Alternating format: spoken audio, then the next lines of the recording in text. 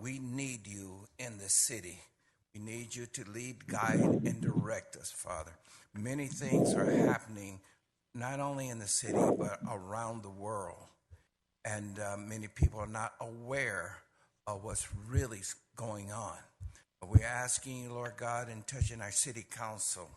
We're asking you in touching our school, Lord. We're asking you, Father God, in touching the police department and putting a hedge of protection around about them as they go around about the city to protect, Father. And not only themselves, but they also have families as well. We're asking, touching the fire department, Father. There are things that happen like gangs, shooting, and a Trojan horse, which are called drugs, need to be stamped out. And we're asking you for your guidance and direction on that. We're asking you, Lord God, we've just gone over Memorial Day, Father, and many soldiers have lost their lives, and others have lost their lives in serving and protecting this country. We're asking you to lift up those survivors, Lord, and giving them the peace of God that passes all understanding. And so, therefore, Lord, we give you praise, glory, and honor, and thanksgiving. In the name of the Lord we pray. Amen. Thank you, Pastor Jackson. Chief Lopez, can you please lead us in the Pledge of Allegiance?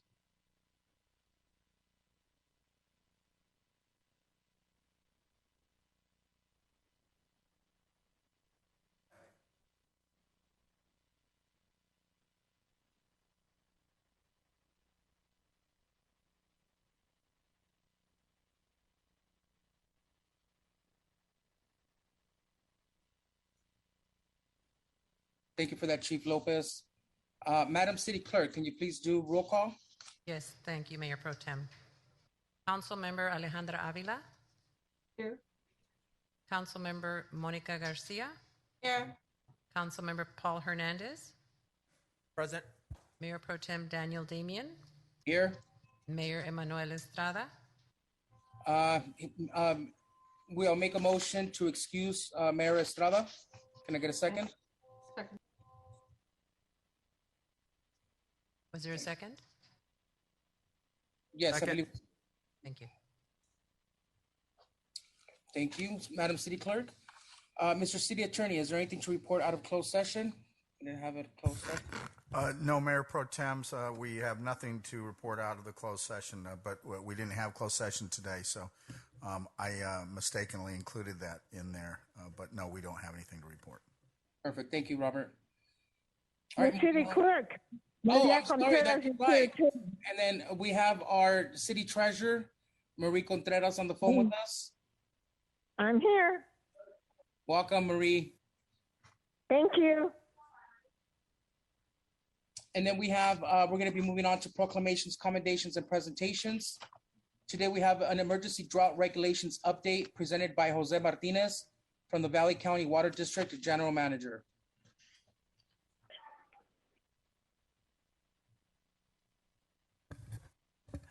Good evening, Mayor Pro Tem, members of the City Council, staff, audience.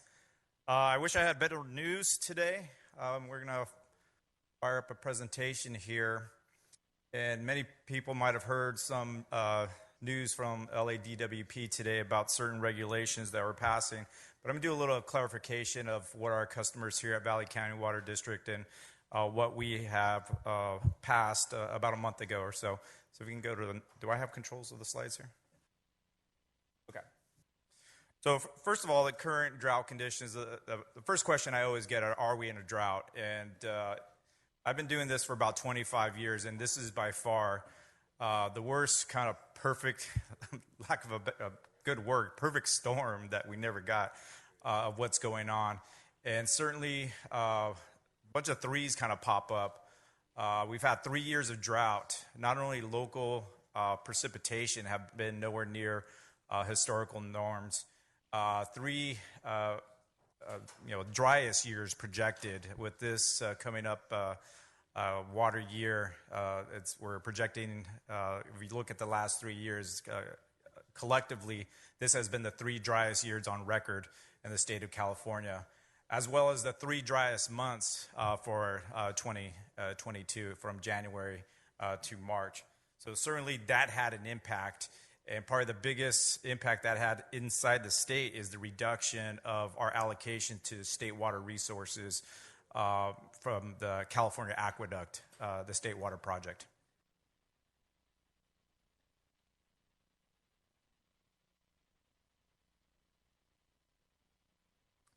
So a little bit with those facts, our board of directors looked at, and on May, looked at the issue, looked at what we should do, and collectively talking with other water districts who manage the groundwater, which we are 100% dependent upon groundwater resources. When we overproduce, which we typically do on a every year of what our allocation is of our groundwater, we have to purchase replenishment water, and that typically would come through the state water project, other resources in the northern part of the state. So with that loss of that potential replenishment water, the board of directors moved to stage 2. And the biggest change for that is moving from 3 days limiting outdoor watering from 3 days down to 2 days. And that was passed back in May 9th, 2022. DWP just recently passed a maximum of 2-day outdoor watering.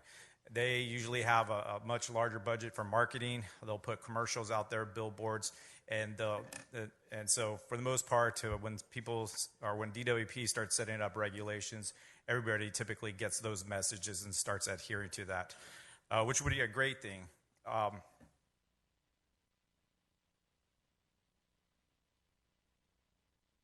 A little bit of what that stage 2 does. For our addresses within our service area, all the even ones will be able to water on Monday and Thursday. Those with odd addresses would be watering Tuesdays and Fridays. There will be no watering on Saturday, Sunday, and Wednesday. There are exceptions to this, such as some hand watering for trees and shrubs to add a little bit more watering to those, and that is one of the most efficient ways to add water to that type of vegetation.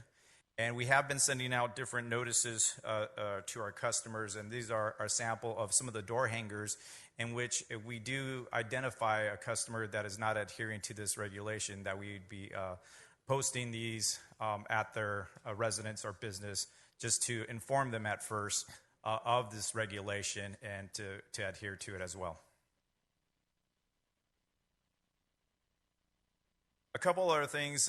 When people typically hear that there's limited to 2 days of watering, one thing we certainly don't want to happen is that individuals start watering all day on those 2 days of which they're allowed to water. And so certainly one of the biggest prohibited water uses is water runoff. So water is leaving your property or running off into the street. That is one of the prohibited, not only in our service area, but also throughout the state. We do ask customers if a leak has been identified that they fix it within 72 hours. Typically during the summer months, we won't receive much rain, but in the event that we do, there is no watering after 48 hours. And all these are statewide mandates that are part of our district's ordinance for water conservation.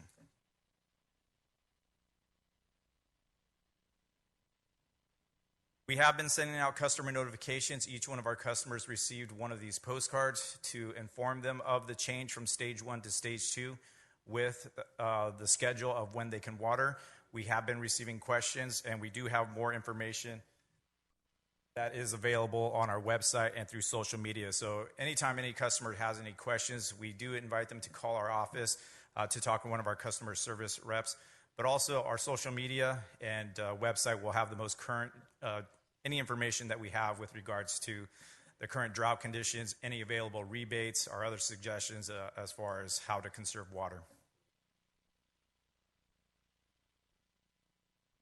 So just a look at our social media and our website. One new, with the pandemic, we certainly looked at alternative ways in which we can communicate with our customers as far as conducting some type of at-home, both indoor and outdoor water surveys. So we did put together this little at-home, in-home water survey kit.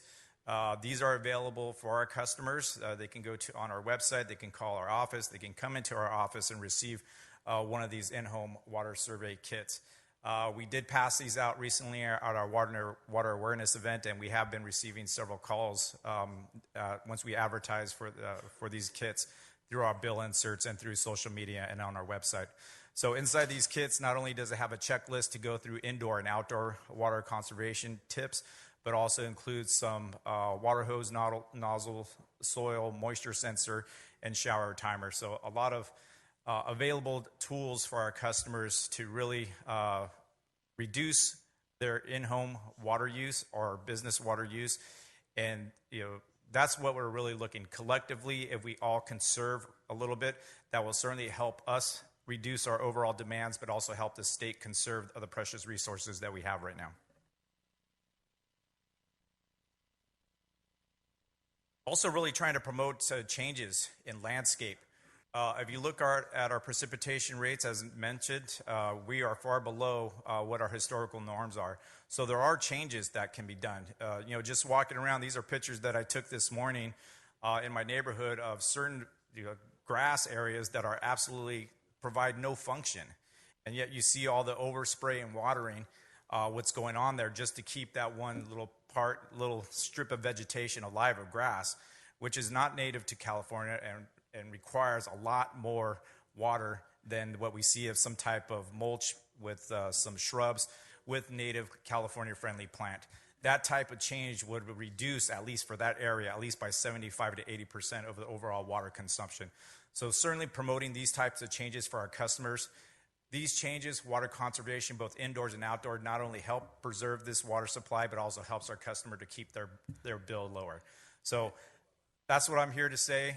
The situation is grim, and we'll certainly, anybody who wishes to contact the district, will help them look at ways in which they can conserve water, apply for rebates to do some type of turf replacement programs like this. We're about $2 a square foot. And at this point, if there's any questions from the council, I'd be more than happy to answer them at this time. Before I pass on, I really want to thank my Vice President, David Muse, and Council Member Ralph, who's here as well, Ralph Galvan, who's here in the audience. Did I miss anybody? Director Muse? I said President Muse. Oh, okay, got it. Thank you, Jose. Appreciate the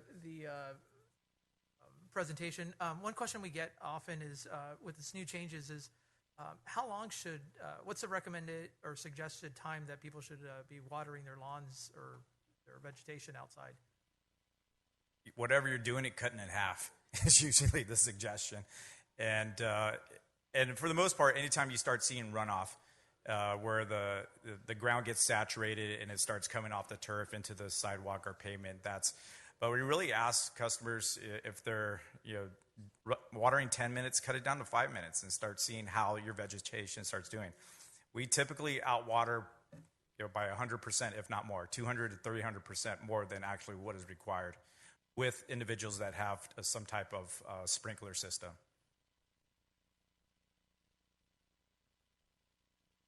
I'm going to get off easy today. I certainly appreciate your time, and like I said, I look forward for further partnerships with the city and looking for ways to conserve water. Thank you very much. I have a question. Oh, sorry. Go ahead, Councilmember. Thank you. Thank you, Jose, for that presentation. I do have a question. I know it spells out exactly here how many days people will have in case they have a water leak. Is there anything that you're offering for those residents that may not be able to afford to fix those water leaks, because it is very Excuse me. I will repeat the question. I can hear. You can't hear me?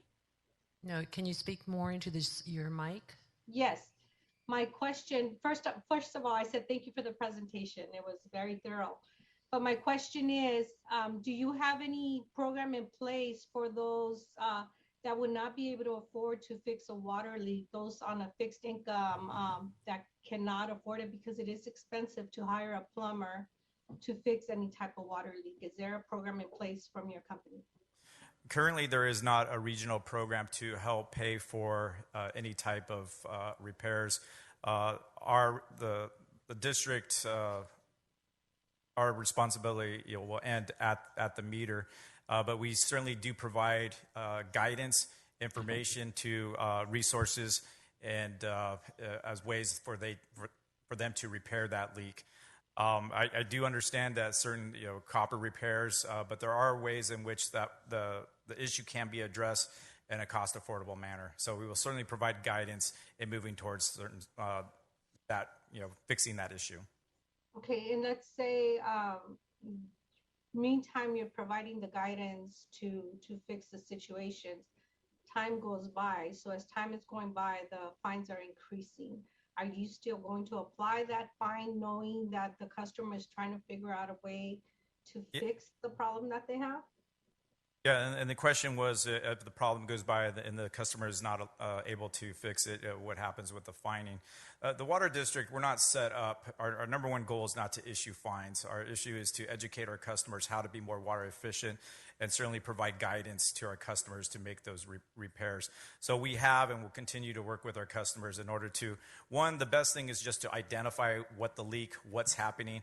If it's irrigation, you can somewhat isolate that. If it happens to be a main valve, there are quick fixes in which can address the issue. And then when there's enough resources to do a bigger retrofit, if they have old galvanized line, they could potentially do just a patch fix at that location, and then at a later point replumb the entire house. Because if once galvanized starts failing, it might start failing in other spots. Okay, I like the fact that you are not going directly to the fines, but you will find ways to try to help the customers. Thank you for that, Jose. Right. She thanked us for not going to issue fines right away. Great, thank you. Does anyone else have any other questions? If not, Jose, thank you so much for the presentation. We appreciate it. Thank you, sir. All right, now we're going to be moving on to the Mark Daniels Music Foundation Scholarship recipients presented to Deidre Barragan, Sierra Vista High School Flute, and Lizzie Taborada, Sierra Vista High School Vocal. Marlene Zermano and Maria Vieros will be presenting the Mark Daniels Music Foundation winner certificates. Councilmember Garcia, I don't have the cert. Oh, you know what? The mayor is back. I will give the chair back to the mayor. Great, thank you for that, Mayor Pro Tem, and thank you for running a tight ship while I was gone. Just so everybody knows, I was at my sister's graduation, so I was a little bit late, but I am excited to be back. And so we are, we have Mark Daniels Flores Music Foundation, and so go ahead and present the scholarship winners to us. Thank you. Thank you, Mayor and Mayor Pro Tem and City Council members. My name is Marlene Armas-Zermeno, and today I am representing as a board member and an aunt of the Mark Daniel Flores Music Foundation. We are happy to be here and presenting our in-person winners since the pandemic started. It honors our family and the incredibly talented individuals that we tribute tonight. I'm not sure if all of you are aware, but the Mark Daniel Flores Music Foundation was founded in 2009 following a tragic motorcycle accident of Mark Daniel Flores at the young age of 20. To honor their son and love for music, his parents, Vida and Mark Flores, founded the foundation by granting music scholarships to high school seniors in the Baldwin Park community. Our first scholarship was given in 2010, and since then we've given 28 scholarships, including today's recipients. We are very proud of our past recipients who have gone on to become doctors, psychologists, teachers, and so on. And we look forward to the future of today's winners. Today we're making history again as we are awarding two individuals from the same school, Sierra Vista High School. In 2016, we were able to provide two students from Baldwin Park High School. So I'd like to introduce the first one. So our first winner has been developing her skills as a musician, and in the 8th grade, her band director noticed and appointed her as sectional leader. This acknowledgement opened doors for motivation and skill development. These talents traveled into high school, adding more musical accolades in marching band as well as academics. She received a Superior Award for Duo and Excellent Award for Solo. She participates in her church's gospel band and has also won the Baldwin Park Women's Club Scholarship Award. She believes in the community and has joined numerous clubs. She was the first vice president of the HOSA Club, and she's also joined We, Leo, sports medicine, and psychology clubs.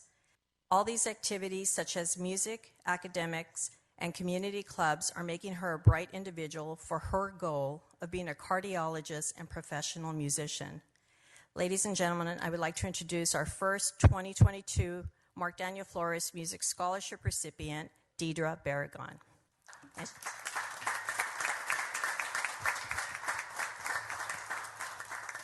And she's going to perform a piece on the flute.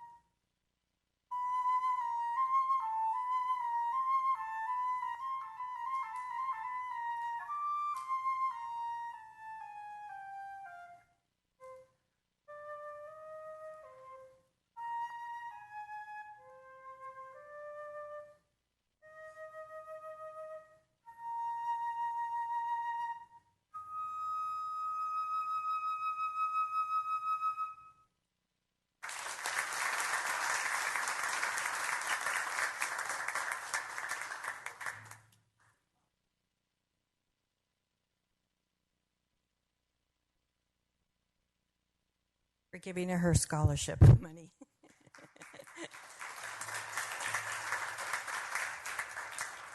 Thank you, Deidre. So our second winner is also from Sierra Vista High School, and she wanted to be a singer since she was 8 or 9 years old. In the 7th grade, she joined the choir at Sierra Vista Middle School and continued being a singer at Sierra Vista High School. She won the Baldwin Park Women's Club Scholarship Award and was a feature soloist in the SV Harmony Community Concerts. She received honor rolls for her excellent academic achievements and participates in the church singing worship group. Mental health is another passion of hers. She joined the NAMI Club and became aware of the stigma of mental health and wanted to help others develop strategies on a healthy mindset. Our winner will study to be a choir director and train in the music she loves. Please help me, a hand for our second 2022 Mark Daniel Flores Music Scholarship recipient, Litzy Taborda.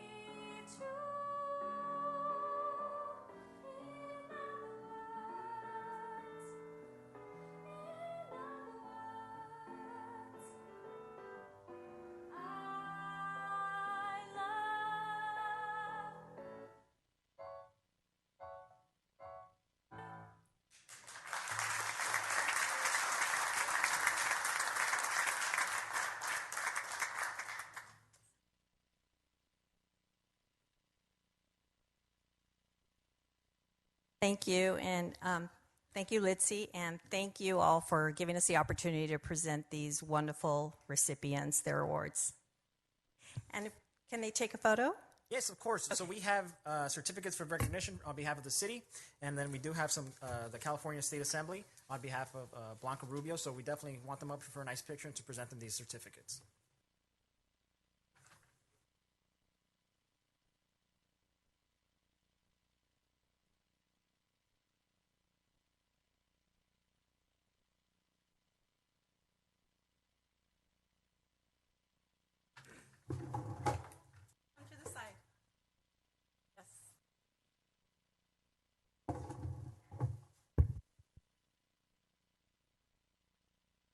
Come up, yeah.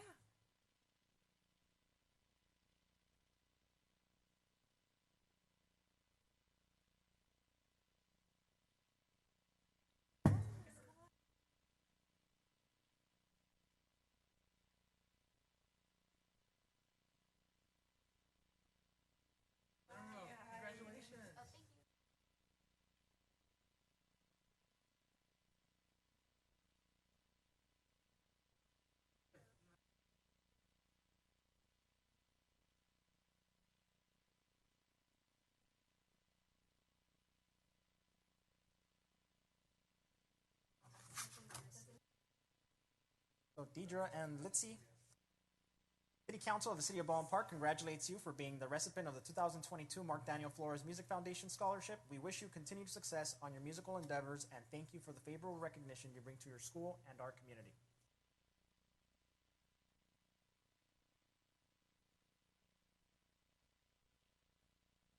And then I do have a certificate on behalf of the State Assembly.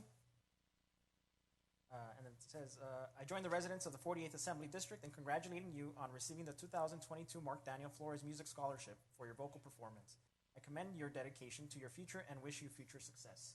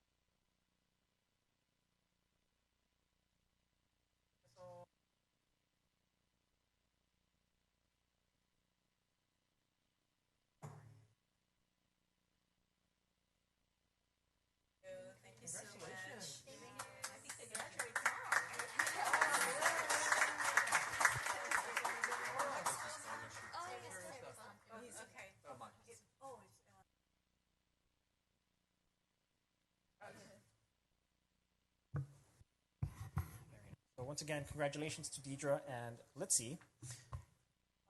The Mark Daniels Music Scholarship Foundation has been around for a very long time now, and it's one of my favorite scholarships. When I was in high school a while back, I got to apply for it as well. So, but I didn't win, so it stings a little bit to have to congratulate all the winners here every year.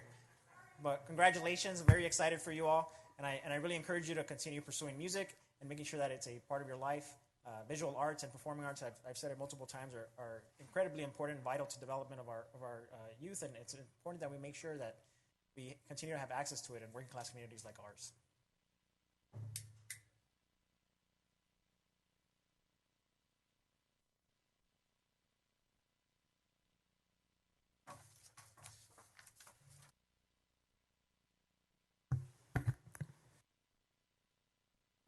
And then we are now officially in June. The City Council will proclaim June to be Pride Month here in the city of Baldwin Park. And to receive these proclamations, we do want to invite Ralph Galvin, one of the board directors of the Valley County Water District, and the Caballero family, up here with us to the center.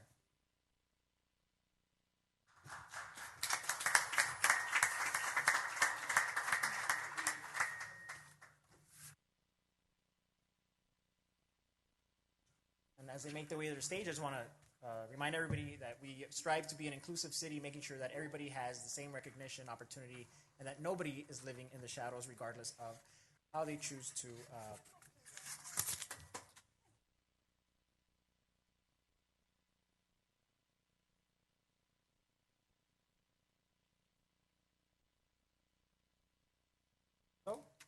Whereas for more than 50 years, June has been celebrated as LGBTQ plus Pride Month nationwide in honor of all lesbian, gay, bisexual, transgender, and queer citizens. They have worked tirelessly for respect, equality, and their very own right to exist, asking for equal protection under the law, and to this day, the rights of LGBTQ plus Americans are under relentless attack and criticism. They live in fear and continue to face discrimination, violence, intolerance, and injustice. And whereas everyone should be able to live without fear of prejudice, hatred, and brutality, regardless of ethnicity, religion, sexual orientation, age, mental, or physical disability, and whereas we celebrate and support the LGBTQ plus community and Pride Month and demand equal rights for all, we uphold and commit to delivering awareness, safety, protection, and equality. And whereas together, we congratulate and applaud Adam and Chad Caballero for their courage to stand tall, declare their pride in who they are and whom they love. Baldwin Park's highest priority is to support all LGBTQ plus Americans in our community across America.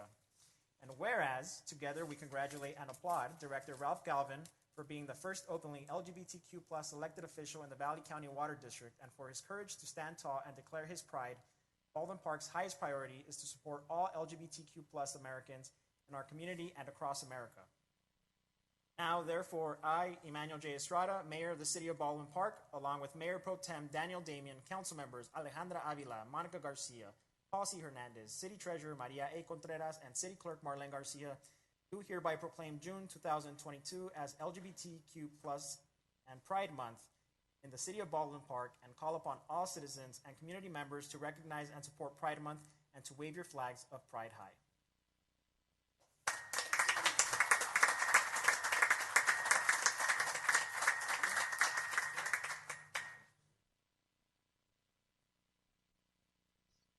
Oh, yes. And so I believe that we have Adam on Zoom. So if he unmutes himself, we'll be able to say hello to him.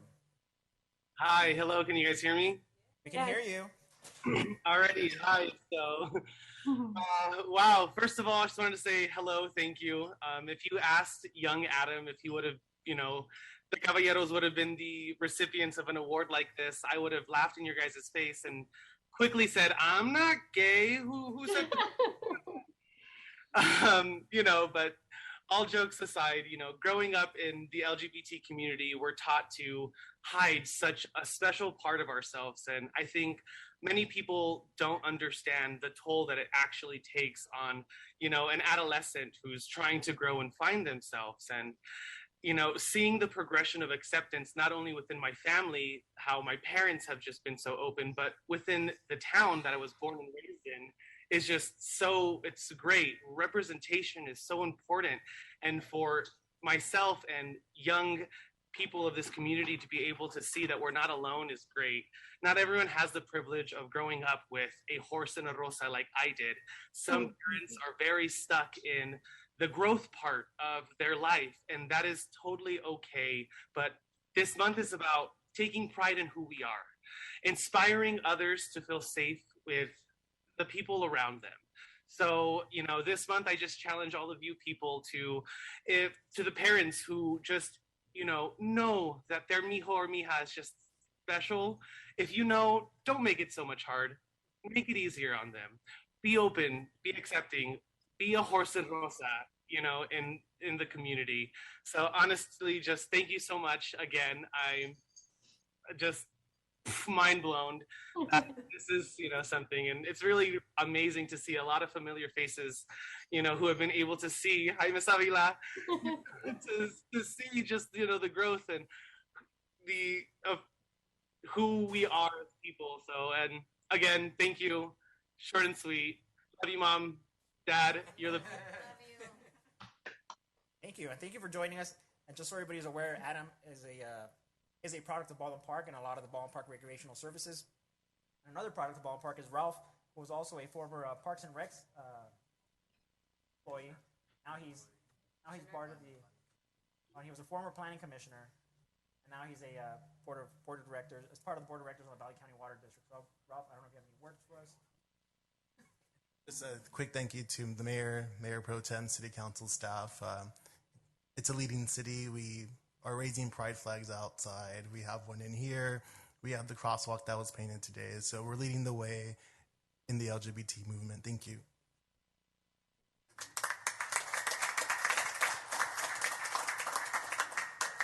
Thank you, and I want to thank the Caballero family and Ralph for coming out. Regardless of your orientation, Pride Month is important to all of us. It is a important reminder that even though Pride is now a moment of celebration, and it's still a part of a struggle, and that struggle started a long time ago with drag queens fighting to make sure that they were represented, that they had rights, and that they were being treated equal and fair. So it's very important to pay attention to history and support the struggles of others, because in one way or another they affect you. So here is to equality for everybody. Take a nice picture. Council, I don't know if you want the floor. If you do, please. Yes, Mayor, may I say something, please? Yes. Can you hear me? Can y'all hear me? Yes. First of all, congratulations to both Adam and Mr. Galvan. I want to say I've known Adam since he was a teenager. He was 12 years old. And I love the way you spoke, and I am not surprised. And yes, Mom and Dad had a lot to do with helping you be who you are and show who you are and not be ashamed who you are, because there's nothing to be ashamed of. You are an amazing young man that has pushed forward, Nothing has stopped you regardless. And it's a good message that you gave to the rest of the community to shine, show your light, and for those parents to accept their children for who they are, because we are all special. We're all different, but we all have a big heart. And I know you do, Mr. Caballero, because I've seen it. So congratulations to you. I've always been super proud of you, and I want to cry because you know I am. And it's an honor to know you, to know your family, and to have been part of your lives for so many years. So congratulations. Now to Mr. Ralph Galvan, I haven't known you as long as Adam, but you have also been a light in our community. You have pushed and you have worked with our community members to be the best community member that can be in our city. So thank you for everything that you do. Keep shining that light and inspiring young leaders like you and like Mr. Caballero. We need more people like you in our community, and I am very proud of you guys to say who you are and be proud of who you are. Congratulations. Congratulations, Rosa and Horace also. Love you guys.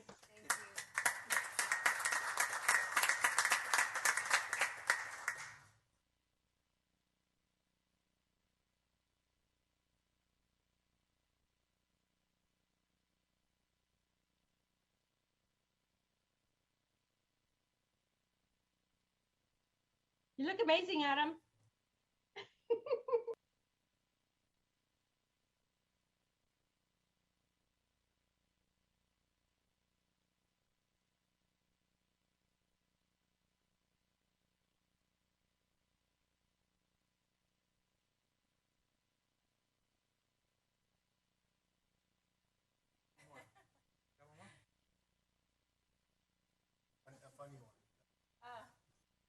Woo! Love you guys.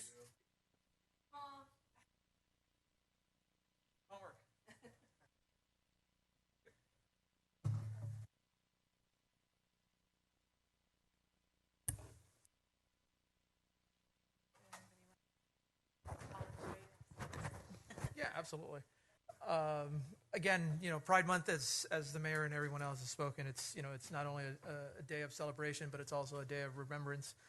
Because far too many, we've had folks that are that others would perceive as different versus being unique and being themselves, being prosecuted, harmed, and even killed for their belief and for being who they are. So I'm happy that, again, that each and every year we support and celebrate Pride Month and all those that live in our city.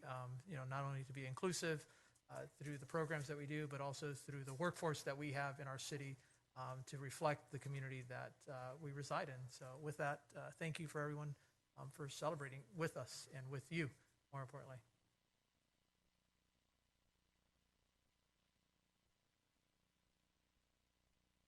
So, Mayor, I guess I'll add my comments. First of all, I want to echo what everybody has said and acknowledge Director Ralph Galvan, who has been a wonderful leader in our community. Now he's leading, this very important movement in the city, and I'm sure that there's just so much pride that comes along with that. So kudos to you, and for setting the stage here in the city of Baldwin Park for compassion and for support. And also to Adam. I haven't had the pleasure of meeting Adam. I know your parents, for many years. And it's wonderful to see that Rosa Caballero and her husband are also leading in this community and showing, the support at the home and what it could be like at home for individuals who feel that they've been ostracized in some way, but at home, that's where it all starts. And so when you have the compassion, when you have the support from your family, you can do anything, right? So I want to acknowledge, Director Galvan, Adam, but also Rosa Caballero and her husband being parents and being guardians of their children and helping their development along to make sure that they have what they need. And again, it comes down to compassion and just having the support, and we all deserve that. So thank you.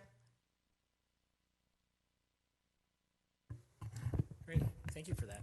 And before we end the proclamation celebration, just want to let everybody know this is actually the second year in our city that we do this Pride Proclamation. So it's a pretty big deal to me.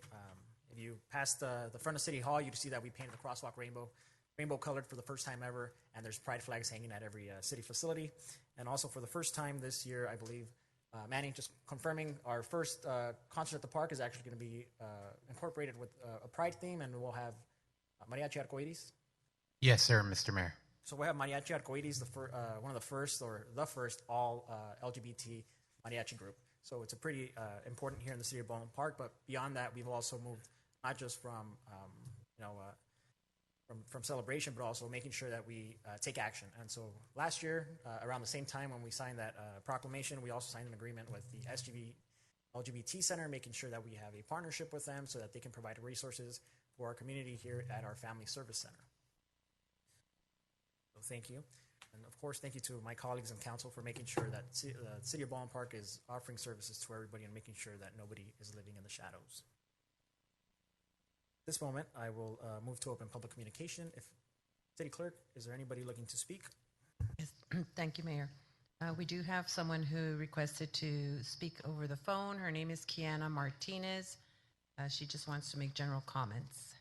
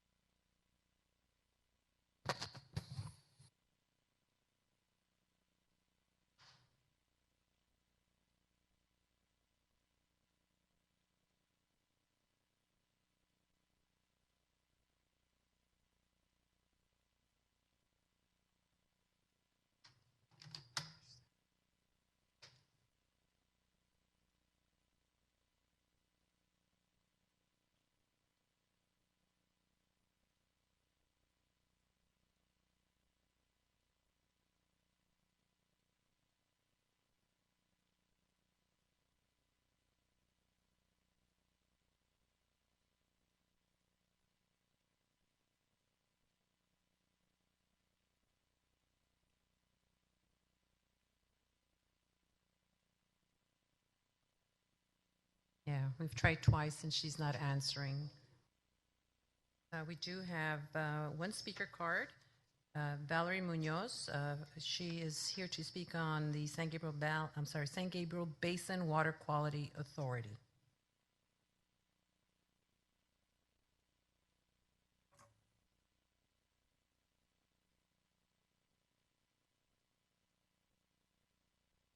Can you hear me now? Yeah. Good evening, Mayor, Honorable Mayor, and City Council. I'm Mayor Pro Tem Valerie Munoz from the City of La Puente, but I'm your representative on the Water Quality Authority. Water Quality Authority is responsible for the cleanup basin here in the San Gabriel Valley and our water aquifers. It was a special district created back in 1992 to facilitate the cleanup efforts here in the San Gabriel Valley. As of today, even during COVID and all of our lockdowns, this year alone, we have managed to continue to secure $47 million in a combination of federal appropriations, Prop 1 grant money, and Prop 68. So today I was just coming in to invite you to our upcoming webinar, which is a special update for city officials. It will be hosted on Tuesday, June 21st at 12 p.m. It is a log-on Zoom. Topics include why is WQA important to your city, as well as water quality regulatory processes and funding updates and opportunities. So hopefully you will join us that day. I also left some flyers and my business card with my personal number on it if you had any questions. In addition to that, we are opening up to provide our local elected officials with tours of our basin cleanup efforts. So if you are interested in a tour, we'd be more than happy to accommodate that. Here in Baldwin Park, you have the Baldwin Park Operable Unit, which is one of our largest cleanups. So it's here in your backyard. So we want to make sure that we're continuing to secure funding and also ensuring that our ratepayers are not held accountable for the water cleanup here in the cities. Thank you. Thank you. And those are all the requests that we received, Mayor. Great. So at this time, if you didn't fill out a card, now is your time to speak.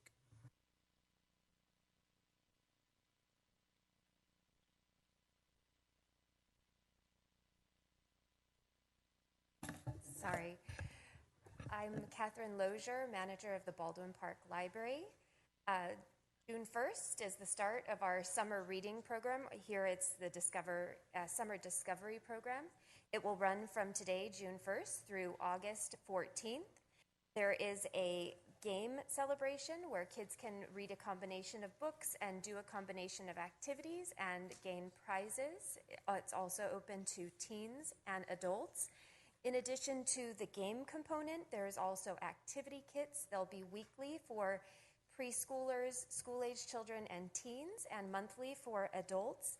You can come in and grab them. The supplies are limited, so do make your way in sooner rather than later.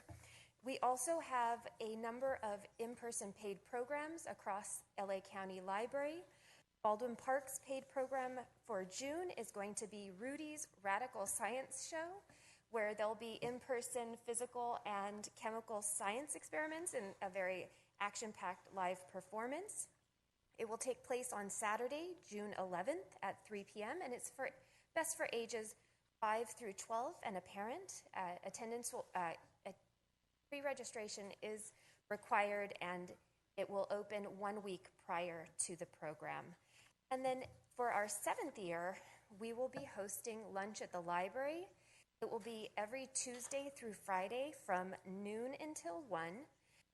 It will be a grab-and-go meal, so parents can pick up the meals for their children. Children and teens are not required to be on site. It's for anybody under 18 years of age. And there's no minimum or maximum restrictions on family income. And this is in partnership with the LA Regional Food Bank. There's so much more happening at the library. Please feel free to give us a call at 626-962-6947. Visit us on the website at lacountylibrary.org, or always feel free to stop in and see me at the library. Thank you so much. Have a good evening.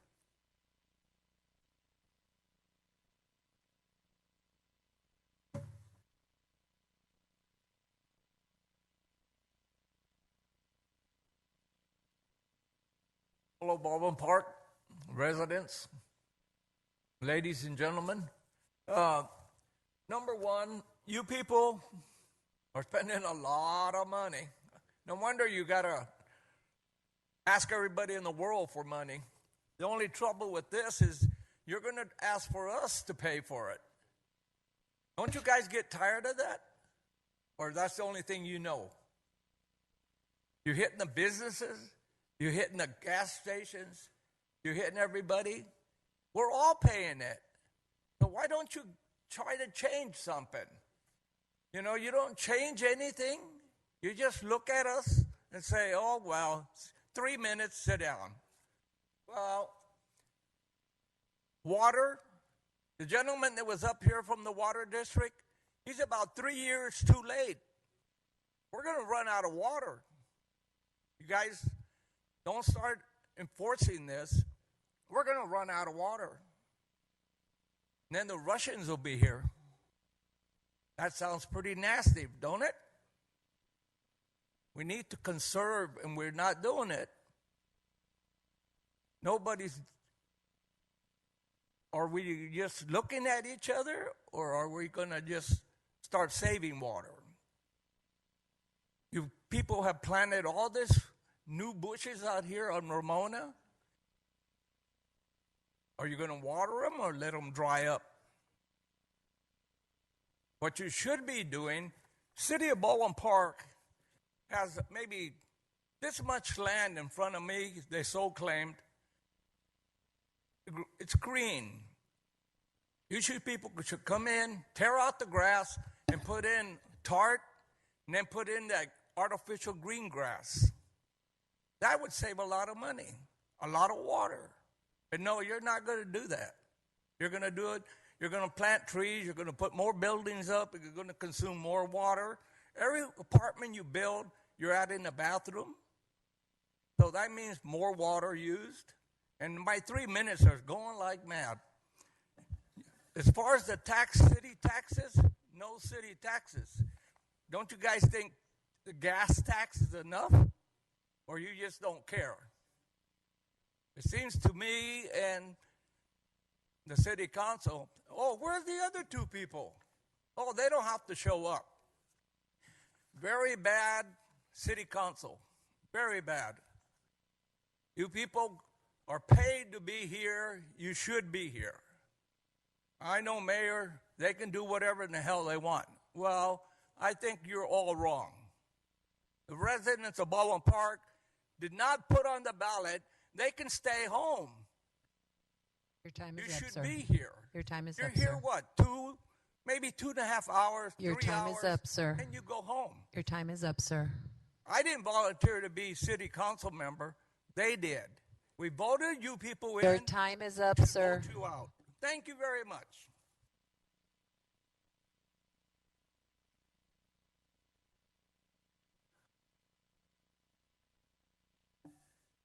John Rios, resident. One of the things over the holidays, veterans and everything, one of the things that I was at my house, enjoying it and everything, and then some neighbors came around. I would say around 1, 2 o'clock in the afternoon. I thought we had gotten rid of all the street vendors. And I said, what are you talking about? So I got in my truck, took a drive. There were street vendors, and I knew that the inspectors were taking the weekend off, which they deserve. But one of the questions they asked me, why we're permitting this to go on and go on? Why don't we just take their cards away and get rid of it? I've talked to the county health department. They say they're more than willing to come over and help our inspectors to do that. I know that in the bylaws for the city, we have the right to take them away. Okay? But I told them I would get back to you. To all my neighbors that came by and, disturbed my time, which it's okay by me. Now let's talk about the water situation. One of the things that not only the state of California, but the county and our city, we keep on giving permits to developers to come in with apartments and everything. Like Mr. Luna said, they have 2 showers, 4 people, living in there. Where there used to be 1 house, now there's 20. To multiply that, all the water that we're using now. It's time for the county and the city of Baldwin Park to say, no more building. You want to go back to when the people came over to California, they used to wash their plates and everything with sand. That's one thing that we, I hope we don't get to that point. But if we don't open our eyes and our hearts for our children that are coming up, they're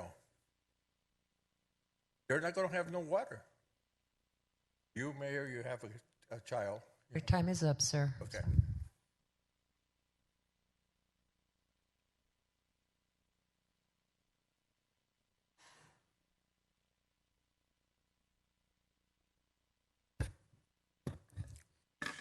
Greg Tuttle, business owner. First, I want to thank the code enforcement for going out there and finally getting some of Royal Coach's illegal lean-tos down. But we seem to have a director or acting director Ron Garcia that doesn't understand the laws of the city with the building permits and all the other stuff. I had a heated conversation with him this morning, and he doesn't seem to understand that when you build an illegal building, whether it's built in 2002 or built now, it needs to come down. But here's our problem. Royal Coaches is paid off. A ton of the council people. I can count Marlene Garcia. I can count Monica Garcia. I don't know about Hernandez. I haven't read his report. But all this stuff was favoritism back in the day. Now, Ron Garcia says he's missing a report that I said that I saw back 2 years ago when I made this complaint again for the third time to tear down these illegal buildings that Royal Coaches has. But it seems that everybody gets buddy deals when it's Royal Coaches. I'm tired of the buddy deals. I'm appreciative of the new council with the 3 people that we have that are finally cleaning up the city. You guys are doing a good job. But you have people that work for you that aren't doing a good job. Ron Garcia has his 3 people, his 3 code people, tell him specifically that building that needs to come down. What's he do? He ignores it. Oh, they took out a permit in 2002. Oh, well, they didn't finalize it until 2019. Really? Permits don't last that long. And they never really got a real permit. They still got a building down the street that's a 2-story building to house 2 trucks that were illegal back when Amy Harbin was here. But did they do anything? No, because of the Lozano group and the Marlene Garcias. Because they were all doing robocalls for the council members back during the election. They donated heavily to the campaigns. Monica Garcia's gotten over 20 grand from them on her little, Senate race, wasn't it? You failed. Then you had your assembly race. You failed. The only thing you can do is be a councilwoman.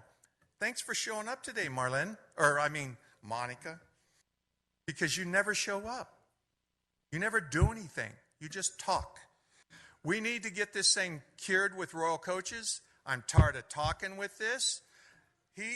Ron Garcia says that this place over here is not under redevelopment. Well, Monica Garcia says it's under redevelopment because they allowed that recycling place, it's a rat-infested place over there, to come in. And she specifically told them that they have to move when they're going to do redevelopment. But Ron doesn't understand redevelopment in our city and our city plans. Your time is up, sir. We need this Your fixed. time is up, now, sir. I heard you. Your time is up. Okay, honey? I heard you. Don't call me honey. I'm not your honey. I told you. Don't call me honey. I'm not your honey. I am Marlene Garcia. And there's only one Marlene Garcia.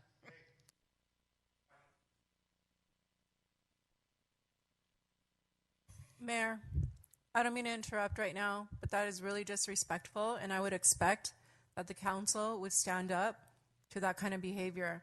That's very disruptive. It's very disrespectful. I mean, you've gone on your rants on me for years. I'm fine with it. But when I see you attacking other women in this organization, which I have seen year after year after year, this needs to stop. And we need to take a stand against this. Mayor, when you see other people disrupting council, you'll call them out.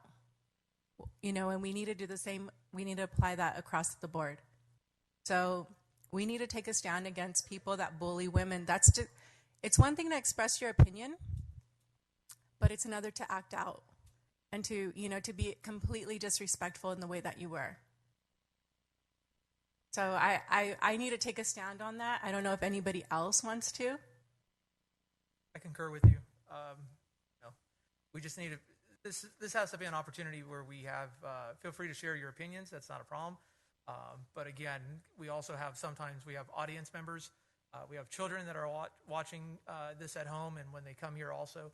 So again, I implore and explore and ask our participants and our residents to be respectful of when they come here. And I guess and more importantly, we do have a rule of decorum, if I remember correctly.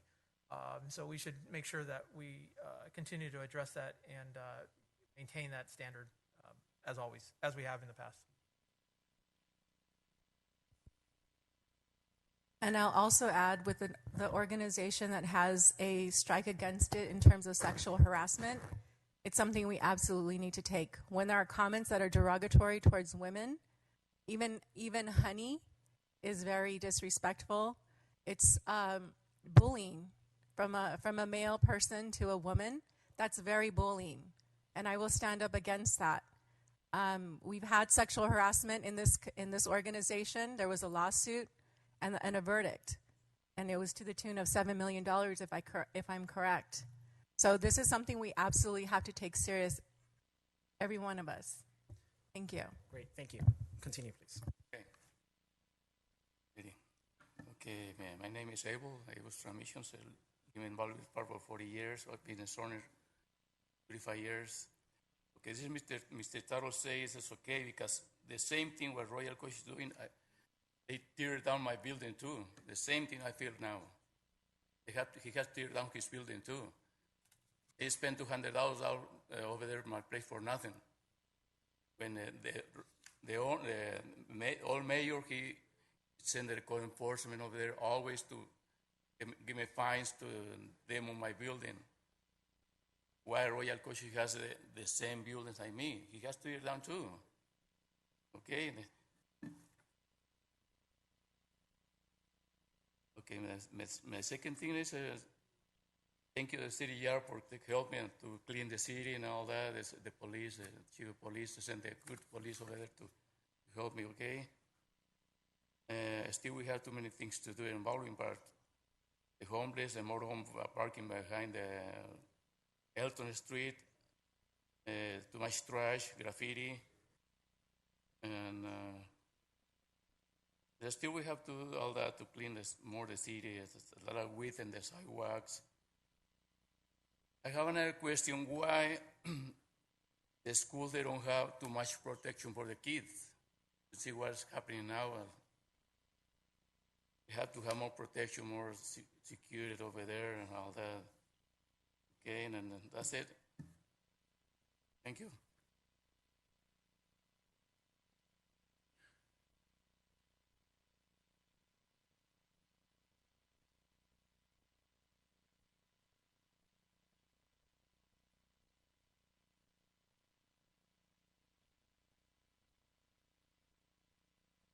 Good afternoon, Mr. Mayor, Council.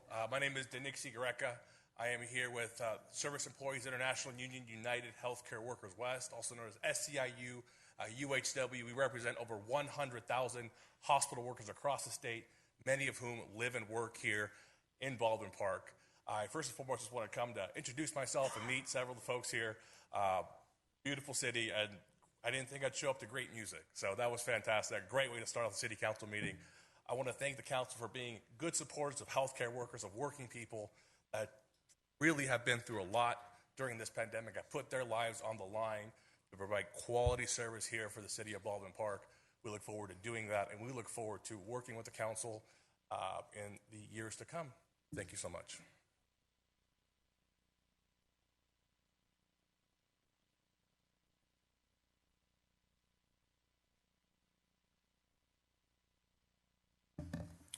Buenas tardes, Council Member, Mayor, and Mayor Pro Tem, City Staff. Necesito intérprete, pero me gustaría que fuera cuando terminara mi participación. Le voy a dejar para que lea el documento. Trajo a mi atención cuando revisé la agenda para esta reunión. La primera parte de la segunda petición que hizo el concejal Paul Hernández, a quien respeto como a todos ustedes, y voy a leer un documento que encontré acerca de un estudio que hizo la Unión de Libertades Civiles de América acerca de la policía en nuestras escuelas. En los últimos 50 años, nuestras escuelas se han convertido en lugares de creciente criminalización de los jóvenes. Un hecho preocupante es que aún más cierto eso es más cierto para las comunidades negras y las comunidades latinas y las comunidades pobres, por supuesto. Hoy en día, los agentes de policías asignados a las escuelas de patrulla pueden usar legalmente la fuerza física contra los estudiantes, arrestarlos y esposarlos, y ejercer todo el peso del sistema de justicia penal para los que se portan mal. El papel principal de la policía en las escuelas es hacer cumplir las leyes penales y prácticamente todas las violaciones de una regla escolar pueden ser consideradas un acto criminal.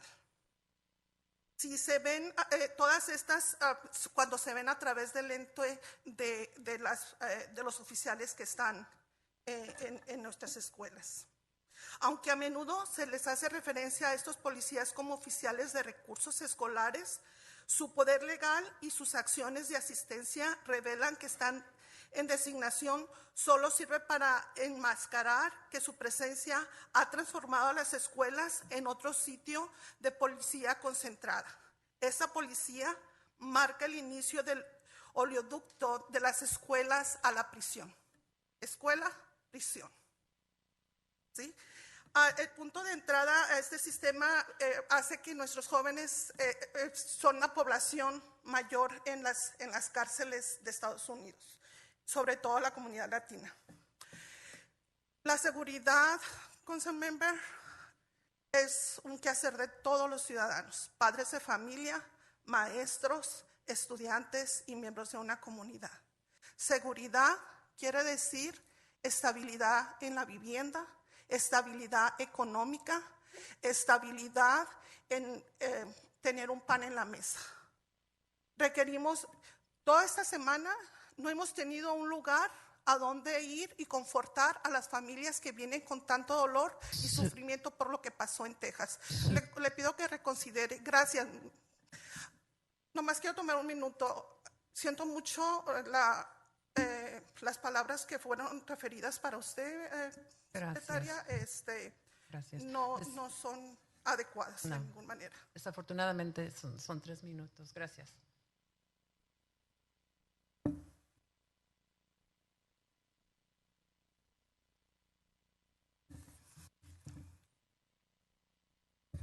Good afternoon. Honorable Mayor, Mayor Pro Tem, members of the Council. I will talk to you about a couple of points in the agenda in regards to what Councilman Raul Hernandez had said first in regards to reading a document and the presence of police in our schools. That increases the criminalization of our young people, a disturbing fact that is even truer for poor Black and Latino communities. Today, police officers assigned to patrol schools can legally use physical force on students, arrest and handcuff them, and bring them the full weight of the criminal justice system to bear on kids who are simply misbehaving. The primary role of police in schools is to enforce criminal laws, and virtually every violation of a school rule can be considered a criminal act if viewed through the police first lens. Through this police, they are often referred to as school resource officers. Their legal power and attending actions reveal that this designation only serves to mask their presence has transformed schools into another side of concentrated policing. Such policing marks the start of a school-to-prison pipeline, the entry point to the criminal justice system for too many kids, and fuels mass incarceration. We are here they should be able to provide security and stability at home, in the community, through the parents, and in different situations, providing them food to eat. I'm also sorry for the comments that the gentleman heard for a lady. I'm really sorry about all that.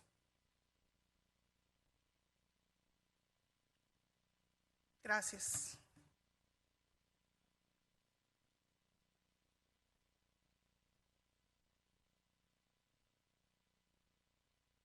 Great. Anybody else?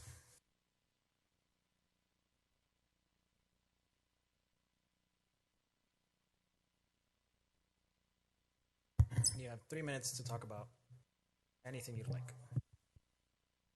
I have a couple of things that are my concern. The one thing that's my main concern is the police department. I have been brutally attacked. I have been assaulted. I have been dragged out of my home for unlawful reasons. I was violated of my civil rights. I have tried to contact the chief for the past, 10 years, It's been impossible for me to talk to any of the chief. The first chief that I was able to speak with was the Chief Robert Lopez. So I appreciate him answering the phone call when I did call him. I've been getting attacked by my neighbors, harassed on a daily basis by these people. I've contacted the police department. I have been hospitalized away from my pets for a very long time. The one thing that bothers me is that when I got out of the hospital, I came home to dead animals. Who am I going to call with that? Animal rights? What do you guys want, a big riot over the police department? I don't think so. So that's my main concern is the police department. I need them gone. We've had multiple problems with them over corruption for the past 15, 20 years. You know what? They're not qualified for the jobs. I had to repeat myself multiple times. Coming home to a kid calling me the B, every single time, whether I come with food, whether I come from shopping, just harassing me. I don't know if they're stalking me. I don't know if they have people following me, but I'm going to put a stop to that because I've contacted multiple police departments, multiple police agencies while, contacted many people. It's always been the same dispatcher 4040. So I don't know if they're working together. I don't know if they have association, but it's always the same people coming to my home and disrespecting me. Now, I've had people burning out all along Olive Street and where my friends live, their homes. So I don't know if it has to do with my neighbors having friends doing dirty business for them, but that needs to stop because they're doing it where we live, where families come home to with their kids, with their pets, whatever the case might be. That needs to stop. You guys need to find them. Wherever it is, they're doing it on purpose. It's not even burning out. I'm showing off my car. I'm disrespecting your house. I'm disrespecting your neighborhood. I don't care about your families. That's how I see it. That's my main concern as a police department. Your budget is at 65% for these police department. The least you can do is train them how to de-escalate situations. When I have neighbors harassing me over and over and over, and I'm the one that's calling the police department, they're claiming there's restraining orders that I was never served on, there's a problem there. When I contact the police department to ask them for verification for this restraining order and I don't see anything to show proof that I saw the restraining order, there's a problem there, and I'm going to put a stop to that because the officers keep coming to my house claiming there's a restraining order. There is no restraining order. If the judge can't find it, if the clerk can't find it, how come the officers can find it? Nobody else but the Baldwin Park Police Department. That's it. That's my main concern is the Baldwin Park Police Department and their brutality. I got thrown on the floor. I had officers stomping on my back, and I was yelling, I can't breathe. Your time is up, sir. That's fine. Always their time. Thank you. Is there anybody else looking to speak? If not, I will move to close public communication. Just want to... Mr. Mayor, if I may? Yeah, if I can just make my comments first. So I just wanted to talk on the water. We're all, I think Mr. Luna left already, but we are all paying close attention to water. I know that we are making great strides in bringing in projects, and I want to make sure that we prioritize that, especially with the budget. Saving on water is going to also reduce the cost for the city, and I think it's a win-win. So I just want to make sure that staff continues to find creative ways to enhance the city while reducing our water usage and making sure that we're planting only drought-tolerant plants. I know SEIU has a ballot initiative going around, and it will impact some of the biggest employees here in the city. So it's important for us to be as educated as possible on all these ballot initiatives. There are other ballot initiatives that not only the city is putting on here, but also other petitioners. So based on the fact that that's one of the big ones that affects a big employer here in the city, I think it's important that we try and seek an impact report to understand how it would affect the city in the long run. So, Councilmember Hernandez, go ahead. Thank you, I appreciate it. Chief, if I could ask if you could just speak with the constituent in regards to his concerns this evening, we would certainly appreciate that. Yes, sir. Follow up with those issues. It sounds like he hasn't had much response or feedback or clarity in regards to his situation. And if we have to, if it's regarding some other neighbors, maybe we could look at the LA County Neighborhood Prosecuting Program. I know they also have some mediation programs out there available, so maybe we can work towards that endeavor. Thank you. Yes, sir. Mayor, if I may. Yes, Mayor Pro Tem. Yes, thank you, Mayor. I just want to make a quick announcement. The Baldwin Park Women's Club will be hosting a community resiliency model introductory workshop that is created by the Trauma Resource Institute and the Community Resiliency Model.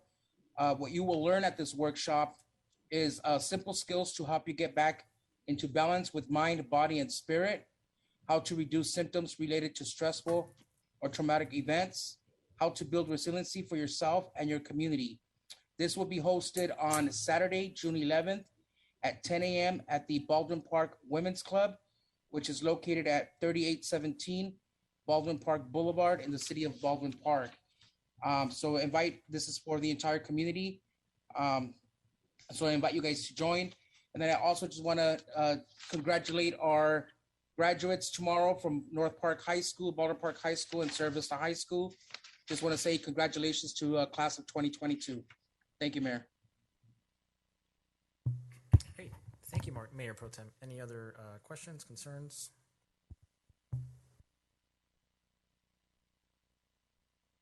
All right. If not, we can move on to the consent calendar. Is there any items council is looking to pull? Mayor, I'd like to pull number 4.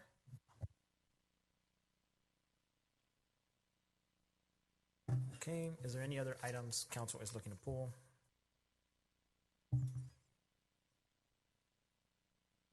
I'll make a motion to pass items number 1 through 7, excluding item number 4. Can I get a second?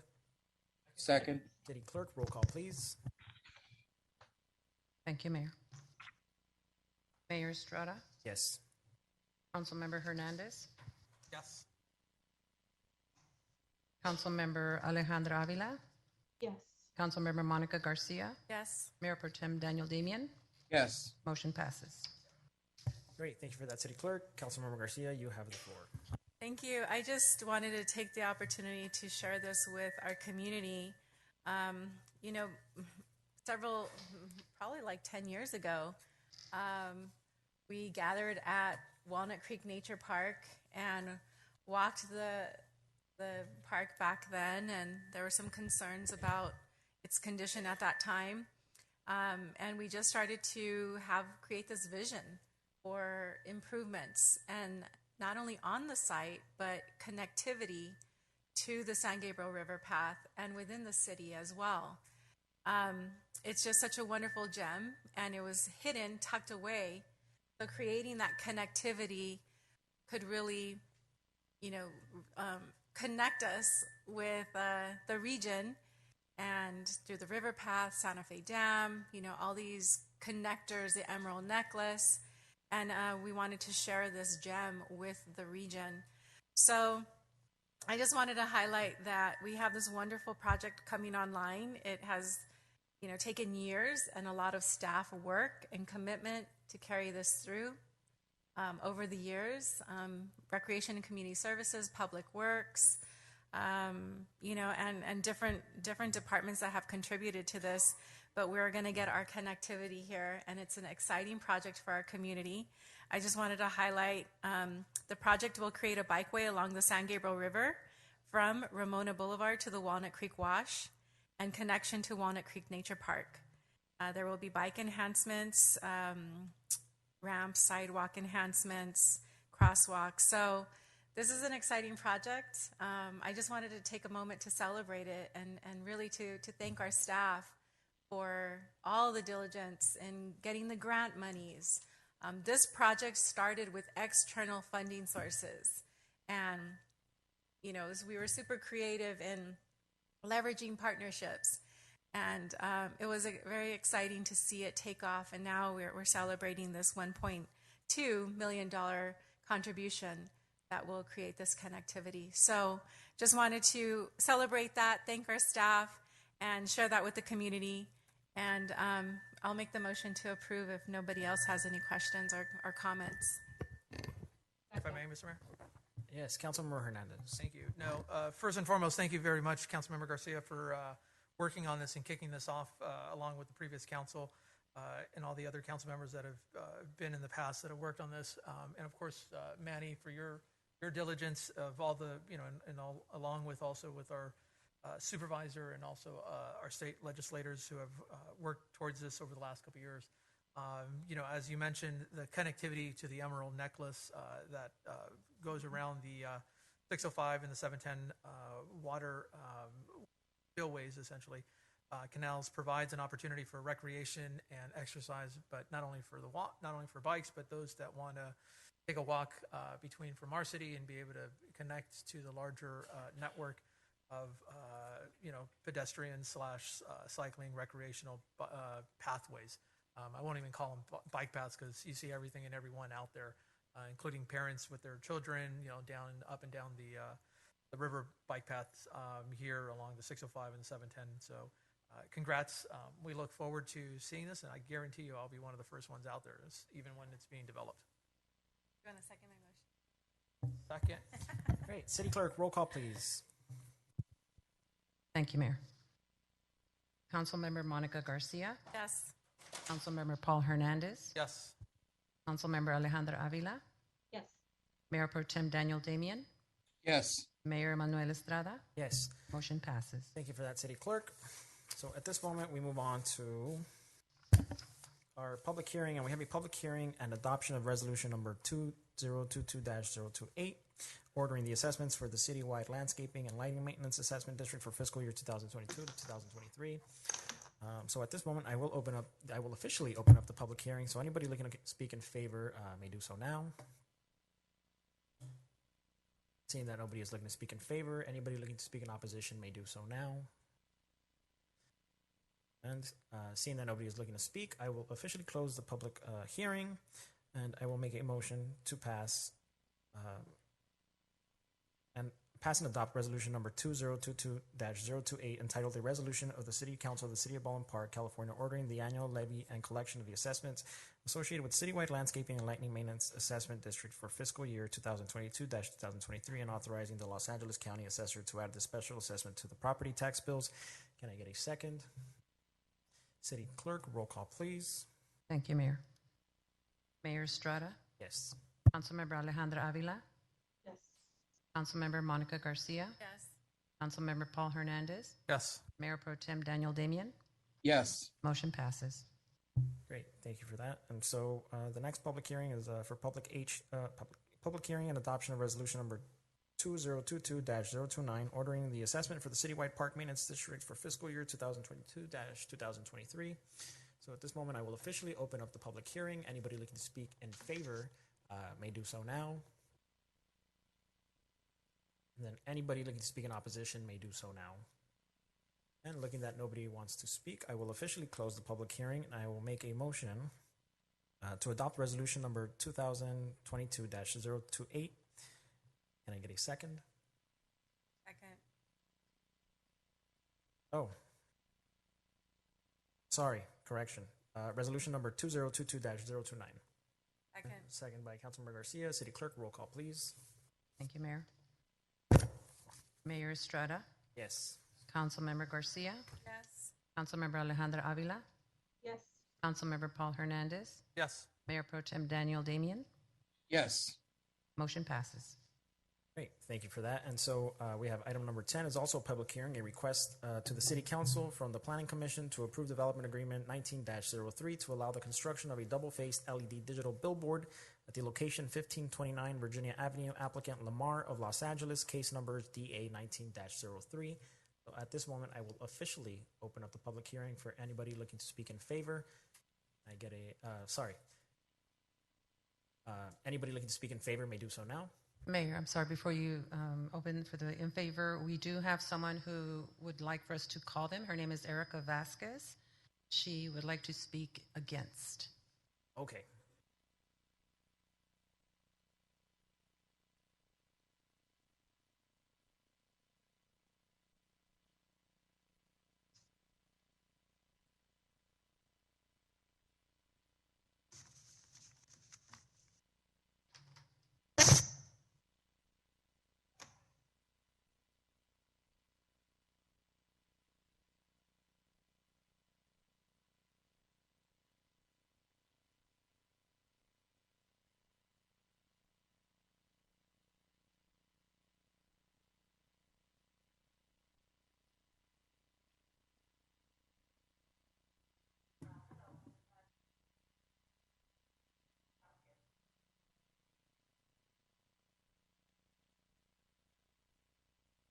across the street from the proposed location of the LED billboard.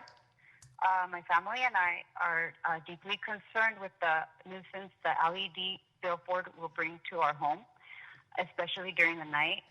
We enjoy spending lots of time in our front yard, and more so during the night.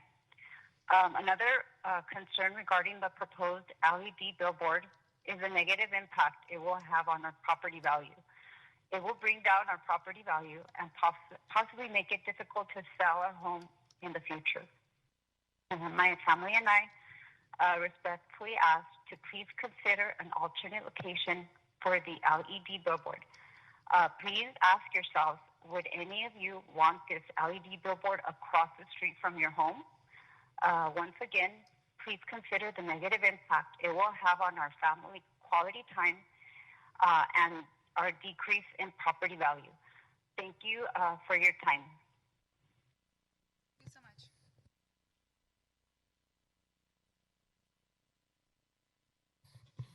Great, thank you for that. So is there anybody else looking to speak in opposition? And anybody looking to speak in favor? Not, I will officially close the public communication. So, sorry, I will officially close the public hearing. And I believe, Ron, are you in charge of the billboard? Yes, thank you, Mayor. Just in response to the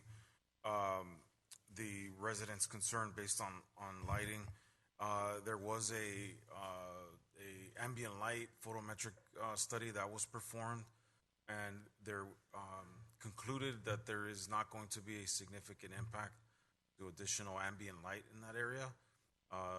The additional light in that area amounts to about 0.2 foot candles, which is well below what's allowed, the maximum allowed within that area. So the study did conclude that it would not result in a substantial light or glare impact. We also, just for context, the properties that are right across the street from the proposed billboard location are all non-residentially zoned, so they're legal non-conforming residential uses in that area, directly adjacent to the In-N-Out, which is right off of Francisquito. Our environmental consultants that perform that study, they are present for any technical questions, in addition to what I've provided the council. Great. Thank you for that, Ron. If any council members have any questions or concerns. Mayor, I do have some questions. So either for Ron or for Lamar. I have some questions about how the billboard will face and its position to the resident that just spoke. Hi, my name is Kent Saunders. I'm a consultant with Lamar. That resident is directly behind the billboard. So essentially what she would see is the back. Wouldn't see any light emanating from the front of the billboard. And so the back has what? Nothing. It's really the back. It's almost like a backside of a TV. So it's not double-faced? It won't Faces the freeway and the freeway only. Mm-hmm. Okay. And are there any future plans for the double-facing? That's both faces. Both faces face east and westbound I-10. Okay. Yeah. So when you say that the back... You're essentially looking at the back. Think of the board as like this. The two screens go out. She is on the back corner. So she would see maybe the side of the board, frame of the board, but she's looking at the back of the other board. I see. But what we will say is if nobody's going to see, no resident, we put that board there for a reason because it faces the freeway and not residential. It's a low residential area as well. So if for some reason they are concerned or they get some kind of residual light, which you don't expect, we're willing to we'll make people happy. If that involves a panel, block even more light, more than happy to do that. Also, to add to that, Councilmember Garcia, is the billboard is going to be equipped with a automatic light sensor. to automatically adjust the lumens on the LED. So again, so that way it does not exceed the foot candles that are already programmed in there, not to exceed 0.02 foot candles. Thank you for that information. Thank you.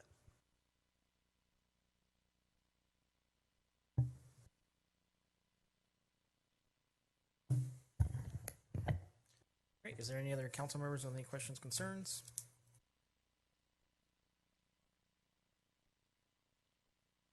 Not, I will make a motion to introduce for first reading by title only, ordinance entitled, An Ordinance of the City of Baldwin Park. An ordinance of the City Council of the City of Baldwin Park authorizing the City of Baldwin Park to enter into a development agreement with Lamar Los Angeles for the approval of a to allow the construction of a double-faced LED digital billboard structure at the real property located at 1529 Virginia Avenue along the I-10 freeway within the City of Baldwin Park. Can I get a second? Second. All right. City Clerk, roll call, please. Thank you, Mayor. Mayor Estrada, Yes. Mayor Pro Tem Damian, Yes. Councilmember Alejandra Avila, Yes. Councilmember Monica Garcia, Councilmember Paul Hernandez. No. Motion passes. Great. Thank you for that. So we're down to reports of officers.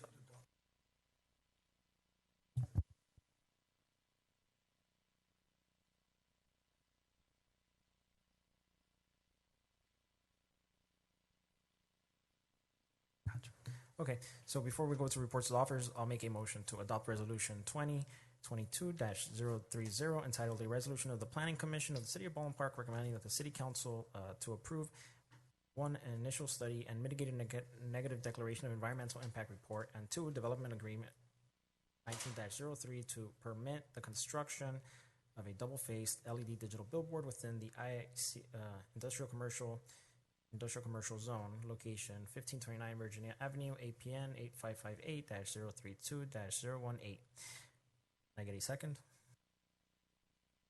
Second. City Clerk, roll call, please. Thank you, Mayor. Mayor Manuel Estrada, Yes. Mayor Pro Tem Daniel Damian, Yes. Councilmember Paul Hernandez, No. Councilmember Monica Garcia, Councilmember Alejandra Avila. Yes. Did she say yes? Okay, motion passes. Yes. Great, thank you for that. So now we are down to the reports of officers, authorization to accept budget allocation from Los Angeles Homeless Services Authority for operational funding at Garvey Family Bridge Housing Site, and consideration for approval of the draft site layout plan and schematic design. I believe we have a presentation from Eureka.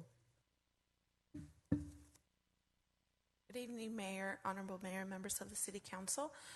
We are here tonight to present to you the Garvey Family Bridge Housing non-congregate emergency shelter.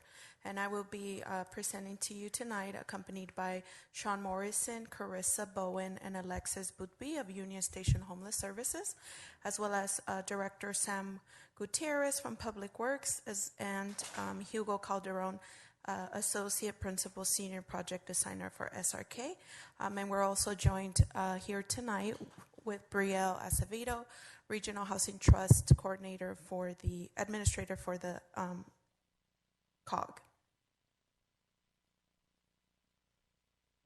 So as you recall, the Garvey Family Site is a project funded by the San Gabriel Valley Regional Housing Trust that provided $1.2 million for capital development of 50 beds of homeless housing. The site will serve families experiencing homelessness in Baldwin Park, and it will have on-site laundry, restrooms, and showers. And we will also look into the existing garage to be converted into a study area for the children that are living at the site. It will hope to bring bright and welcoming safe spaces for families. And the city is currently working with Boss Cubes, who you will also hear from tonight, to provide details on the modular units proposed at the site, with those units to have larger amenities for families to be able to accommodate those larger groups. The Sangamo Regional Housing Trust will assist in securing the on-site service provider that will provide 24-hour staffing, case management, and meals for clients. And the site is anticipated to be open in late September. We would like to bring your attention to the first item on tonight's agenda, which is the losses interim house funding allocation opportunity. The city has a very unique opportunity to go after funding, which is $90 per night for the family interim housing. We wanted to draw that this is $10 more than the previous grant competitive process that we presented 2 weeks ago under the Citizen COGS homeless interim services site. Once again, this is a non-competitive allocation, and if the funds were to be accepted, the project would be included in LASA's FY 22-23 budget with further discussion after tonight's meeting. The interim allocation for operations would include will help to secure 24/7 staffing, on-site security. We would like to note that local preference is allowed, so this is just for Baldwin Park residents that have a nexus to our community, and then opened up to additional residents if they're not filled, but local preference is allowed. Under this grant, the Housing First model is also implemented within the guidelines, where no criminal background checks are allowed, and that is basically in alignment with all county and statewide programs for homeless housing. This site will also be under a HUD definition of homelessness versus a McVincy-Vinto Act, which is to identify the most vulnerable families with some of the service prioritization decisions assistance tools. We're also very excited that this will help undocumented families, which will be eligible for housing under this program. Staff has also met with the Family Solutions Center, which is our lead service provider for Spot 3, to discuss best practices and the specifics around interim housing for families. So this opportunity that we bring to you tonight, if approved, would allow staff to work with LASA to coordinate additional processes and details to go over for the next several months to secure the budget allocation. Next slide, please. We would like the City of Baldwin Park to consider aligning the Housing First models. As a reminder, Housing First is considered as the national evidence-based practice to end homelessness, and both California and the county have declared our jurisdictions as Housing First models. So the service providers in the area are also operate under Housing First models, and adopting this as a citywide policy would bring the site in alignment with regional best practices and also allow us to obtain additional funding opportunities that could be accessed to support the site operations. And at this point, I would like to introduce Sean, who is here with Union Station to go over some specific details around Housing First. Thank you, Eureka. Thank you to the mayor and the city council. We're happy to be here. My name is Sean Morrissey. I'm Senior Director of Advocacy and Community Engagement with Union Station Homeless Services. I'm also a formerly homeless man who has benefited from some of the practices and strategies that we're talking about here tonight. I'm joined by Carissa Bowen, our Director of Family Services and San Gabriel Valley regional programs, and our CPO, Alexis Boothby, will be available to answer some questions. Just briefly, Union Station is a Housing First agency. We have been, since before it was required, we've been a Housing First agency for about 10 years. To the Mayor Pro Tem's earlier comment, we are also a community resiliency model agency, and that practice is embedded in our programs as well. And the reason that we're a Housing First practitioner is one reason only: it works. It works better than any of the other models that have come down the line in the past 40 years. And I can't imagine, having worked under both types of models, I can't personally imagine doing any of this other work other than Housing First. So Housing First is the intensive evidence-based supportive service model that prioritizes providing immediate and permanent housing to people who are experiencing homelessness, thus ending their homelessness and serving as the platform from which they can pursue personal goals, improve health and quality of life outcomes. It also reduces street homelessness, which in turn creates healthy communities. I think we've seen this work over and over again for the past decade here in LA County. Next slide, please. And just by way of a simple illustration, our old model, the typical housing readiness model, was one that required a lot of hoops for people to jump through. Medical, behavioral, mental health, substance use issues all had to be addressed previous to going into housing. There was social skills, there were classes you had to attend, just a whole bunch of stuff. And there was transitional housing, bridge housing, emergency housing. And if you could jump through all of these hoops, you might be able to kind of earn your way into permanent housing. And all along, as you can see here, there were several fail points. I noticed they brought up background checks. Background checks in the past could have been a reason that someone failed completely out of the system and went all the way back to square one and had to start completely over again. It's this old model is basically how we grew our numbers to what we're experiencing today. And the wisdom around housing first. I mean, for us who practice, it seems pretty common sense, but the idea that you help someone get into housing and then you work on all of those issues.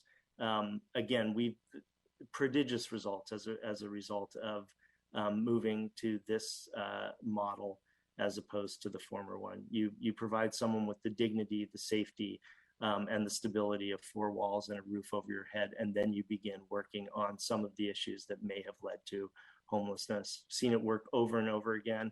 At Union Station, we tout a 97% retention or success rate for people who are chronic and vulnerably homeless who have gone into housing after years or decades and begin to thrive as a result of this intervention.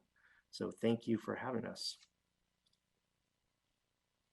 Thank you, Sean. And at this point, we would like to turn it over to our Public Works Director, Sam Gutierrez. Thank you, Yuriko. Next slide, please.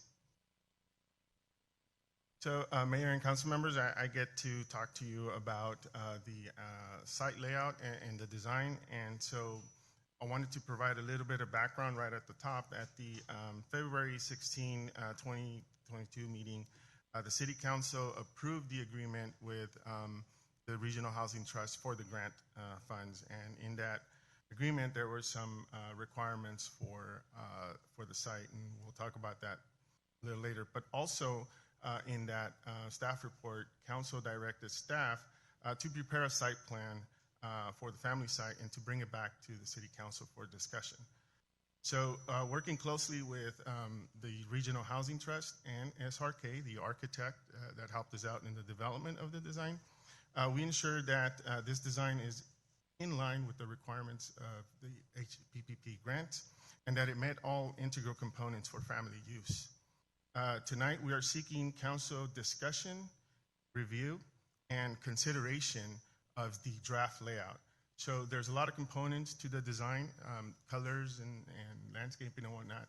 Tonight, we are just seeking direction or approval, I should say, on the layout. And that's because we want to commence community engagement, and we want to start site development in terms of procurement and lining up the contractors that will help us build the site. Next slide, please.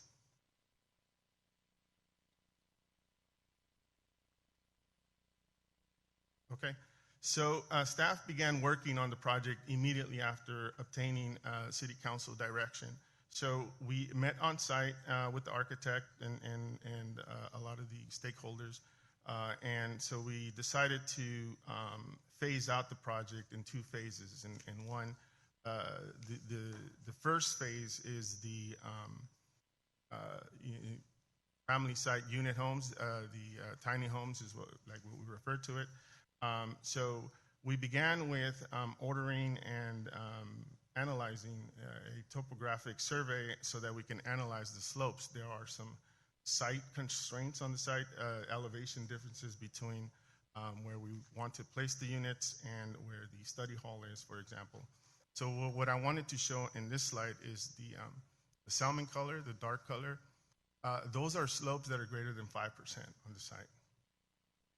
And so the lighter pink color and the green color, those are more leveled areas of the site where we can place the units. So there's no real, this is, and the architect will speak to this a little bit later, but this is sort of like the best design that we can get given the constraints of the site.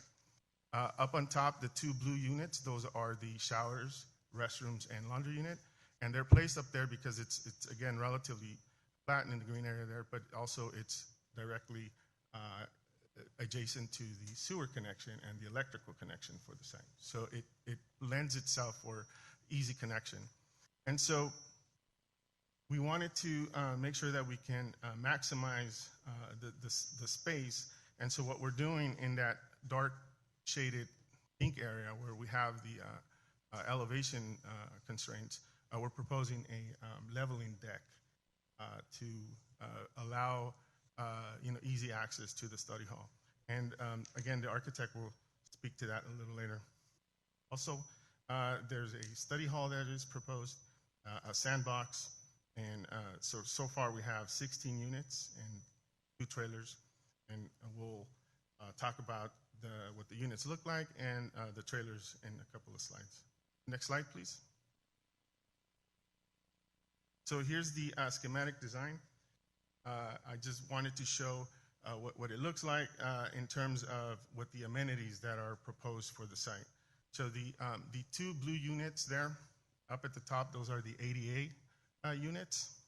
And the yellow units, those are the 2 units that we plan to have together with an access through door between them for larger families. So in terms of amenities, we have a new laundry and restroom trailers. We have a painted playground, which you'll see in a couple of other slides, get a better idea of what that would look like. Again, the covered sandbox. There's a swing set in the playground that we're proposing. A study hall, we've talked about that before. We want to bring in some solar lighting, security cameras, and site ADA improvements. Also, we spoke earlier about the leveling deck that's going to help us out meet those elevation constraints, and you can see here that you have a better view of what that deck might look like. Also, we have some proposed greening and landscape, and we are exploring a gray water installation for sewer. Now I'd like to hand it over to Hugo, who is on the call. He is the architect with SRK, who helped us develop this design.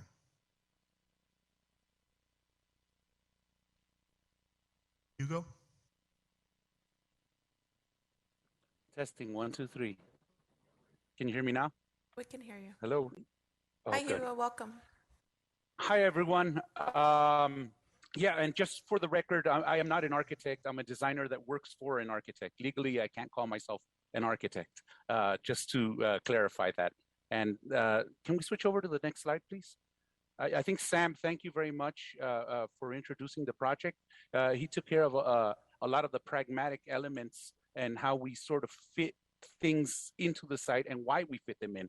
I'm going to pull it back just a little bit and start talking about the context. Now, as a designer, we look at context, the content to inform our concept. And in this particular case, as you can see on the right-hand side, there's the 10 freeway, very busy freeway, very congested and also very noisy. There's a large noise barrier adjacent to the freeway, and that sort of dims down the sound a little bit. The site itself is centered here in this image, and it has one way in. And I don't know if you can see this. Maybe I can annotate on here. Maybe you can see this. You can start seeing this little dip right here along this wall. And hopefully, what that means is that the site is actually dipping in from the street. So you don't have any visibility really from the street inside. What you do see is the top of the walls, the top of the fences. There's commercial adjacent properties to the east and to the east and to the west. and to the north of the site is what appears to be a residential unit. One of the things that I considered, I'm going to undo my scribbles here. One of the things that I considered were the occupants, and user groups are super important so that we can design towards their specific needs. In this particular case, the user groups being families vary so differently. The family dynamics now are just incredibly diverse, and to sort of pinpoint that to one specific group or sort of narrow them down to one specific group, I had to really focus on children. And this is infants all the way to high school age. And I had to really understand that, you know what, these people, these children have been couch surfing. They've been living in their cars. They've been struggling. And my attempt here was to make this industrial area into something welcoming. Can I get the next slide, please?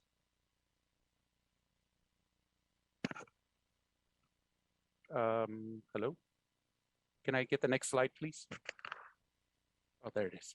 Okay, so this site has its gems. It does have some interesting aspects to it that lend itself to a protected site. First of all, it has a narrow entry, and that narrow entry is perfect if you want to keep something concealed. In this particular case, I think it's super important for the children to be protected. It has a functional fence right at the boundary line. Let me annotate here. Has a functional fence right at the first phase boundary line. So this is first phase.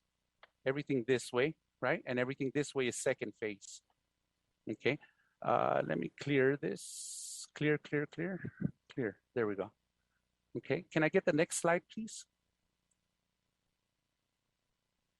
Okay, so in this first phase area, which is now located in red, is an existing garage, and that's the garage that we're going to upgrade and turn it into sort of a study hall. So again, I put myself in the user's shoes. You've been doing your homework, barely getting by because there's no writing surfaces, there's no internet connection, and so this existing garage will be converted into this. It's a state-of-the-art, essentially a homework room with computers and with tables and with lighting. And when it rains, it's gonna have heat. And what we want to do is upgrade it to code so that you can have children in there. And we're gonna also add a second exit in order to facilitate egress in case of an emergency. The next slide, please. So this is the proposed site. And in this proposed site, I'm going to, let me get my annotate little button here. In this proposed site, we start seeing how this sort of back of house element, it now becomes this jewel that's surrounded by industrial area. And again, on the approach, they come in through their cars. If they come in with their cars, the first thing they start seeing are these patterns on the ground, these recognizable patterns, the hexagon in calming colors. In this particular case, I'm using an orange, which is a tertiary color and also promotes a sense of well-being, a sense of peace. And then infilled in this field is also a green color, and a green, of course, denotes nature. It promotes reading. There's been a bunch of studies that talk about that. It's still subjective, but in this particular case, it really reminded me of peas and carrots. And who doesn't love peas and carrots? Connected to that is right upon entry. There's also the leveling deck. I'm going to call it a leveling deck because we have a new ADA entrance. And so this is all flat here, and you can access any of the second phase, or you can access this first phase through there. Along with the deck, I'm also proposing some planters. I think green is beautiful. And I think, you know what, having a place specifically designed for children, by someone who's thinking of children, will give them a sense of belonging. I think that's the best feeling you can get. If you're on the street, if you're in a car, you need a sense of belonging. You know, there's certain tiers of certain tiers of necessities, right? We need the safety, we need sleep, we need air, we need water, we need food. In this particular case, I think we'll be fulfilling some of those primary needs, and you know, somebody can get a really good night's sleep here. Thank you.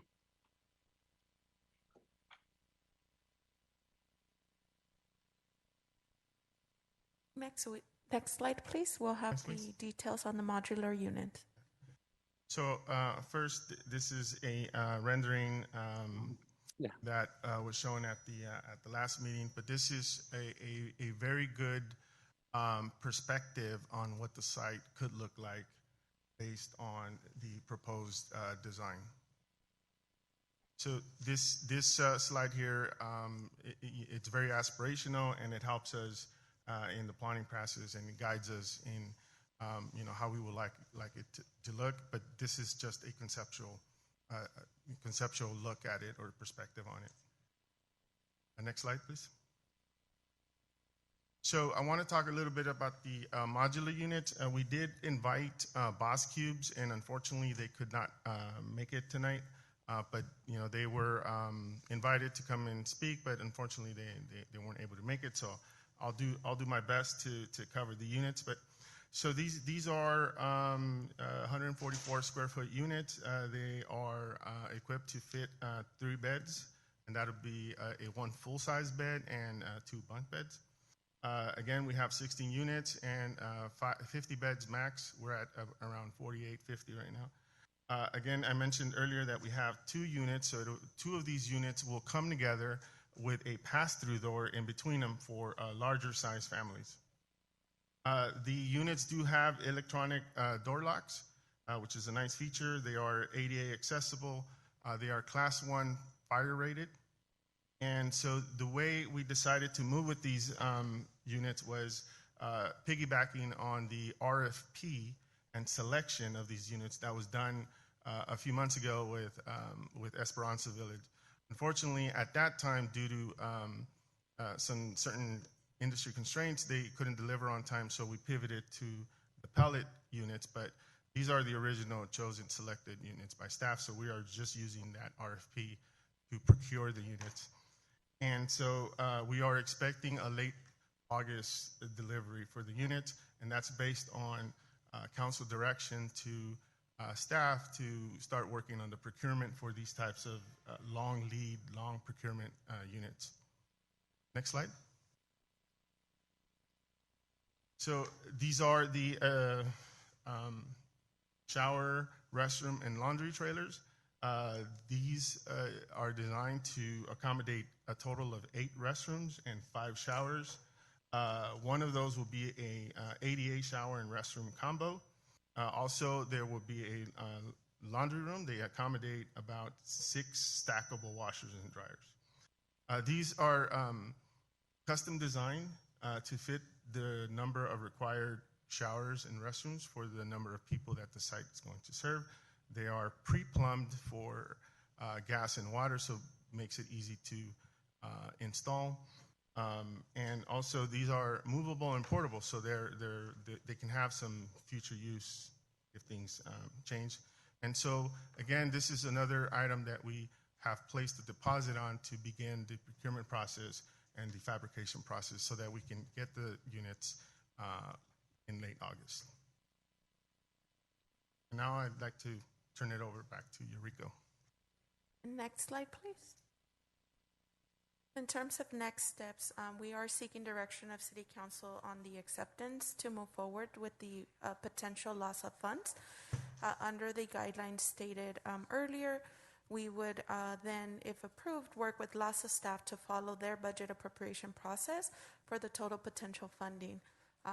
Also, in addition to that, we would like to begin our community engagement meetings to provide this draft information in various sessions so that so we can obtain project input, any modifications, and then return to council for a final study session to present the final design. And of course, with your input and decisions tonight. Just to note the alternatives, we did look into operational funding from other sources. The only other one that we found was the competitive pool, but that's at $80 per night per unit, a reduction of $10. Also with Housing First model guidelines, but it is highly unlikely that there would be multiple allocations in this funding in District 1 to be able to be operational by September.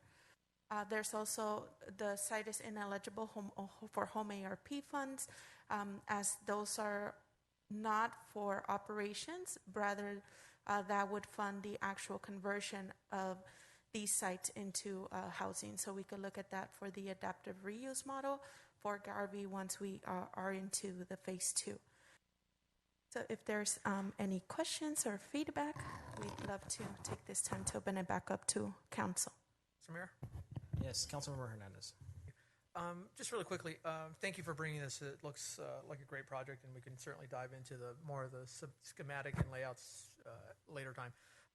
In regards to funding, after this first round that we're receiving by LASA, what does that look like for us for the general fund impact? Not this current year, but in the future, what does that look like for us?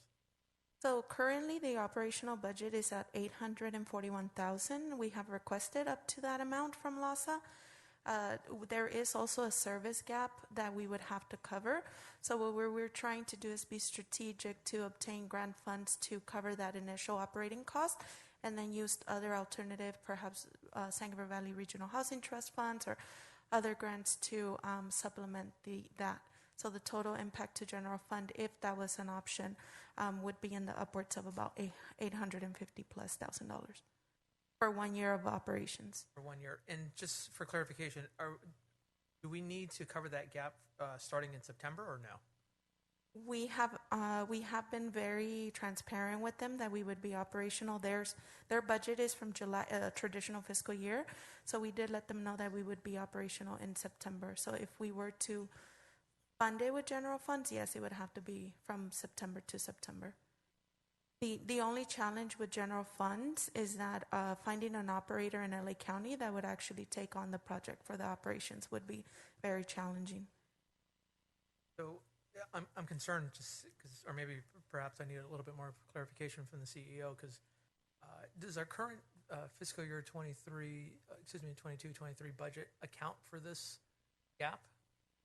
It does not, Councilmember. The way that we have entered, as was the case, these sort of important first type of entry into this service model, as was the case with Esperanza Villa, we had only 1 year of funding from the COG and the Housing Trust.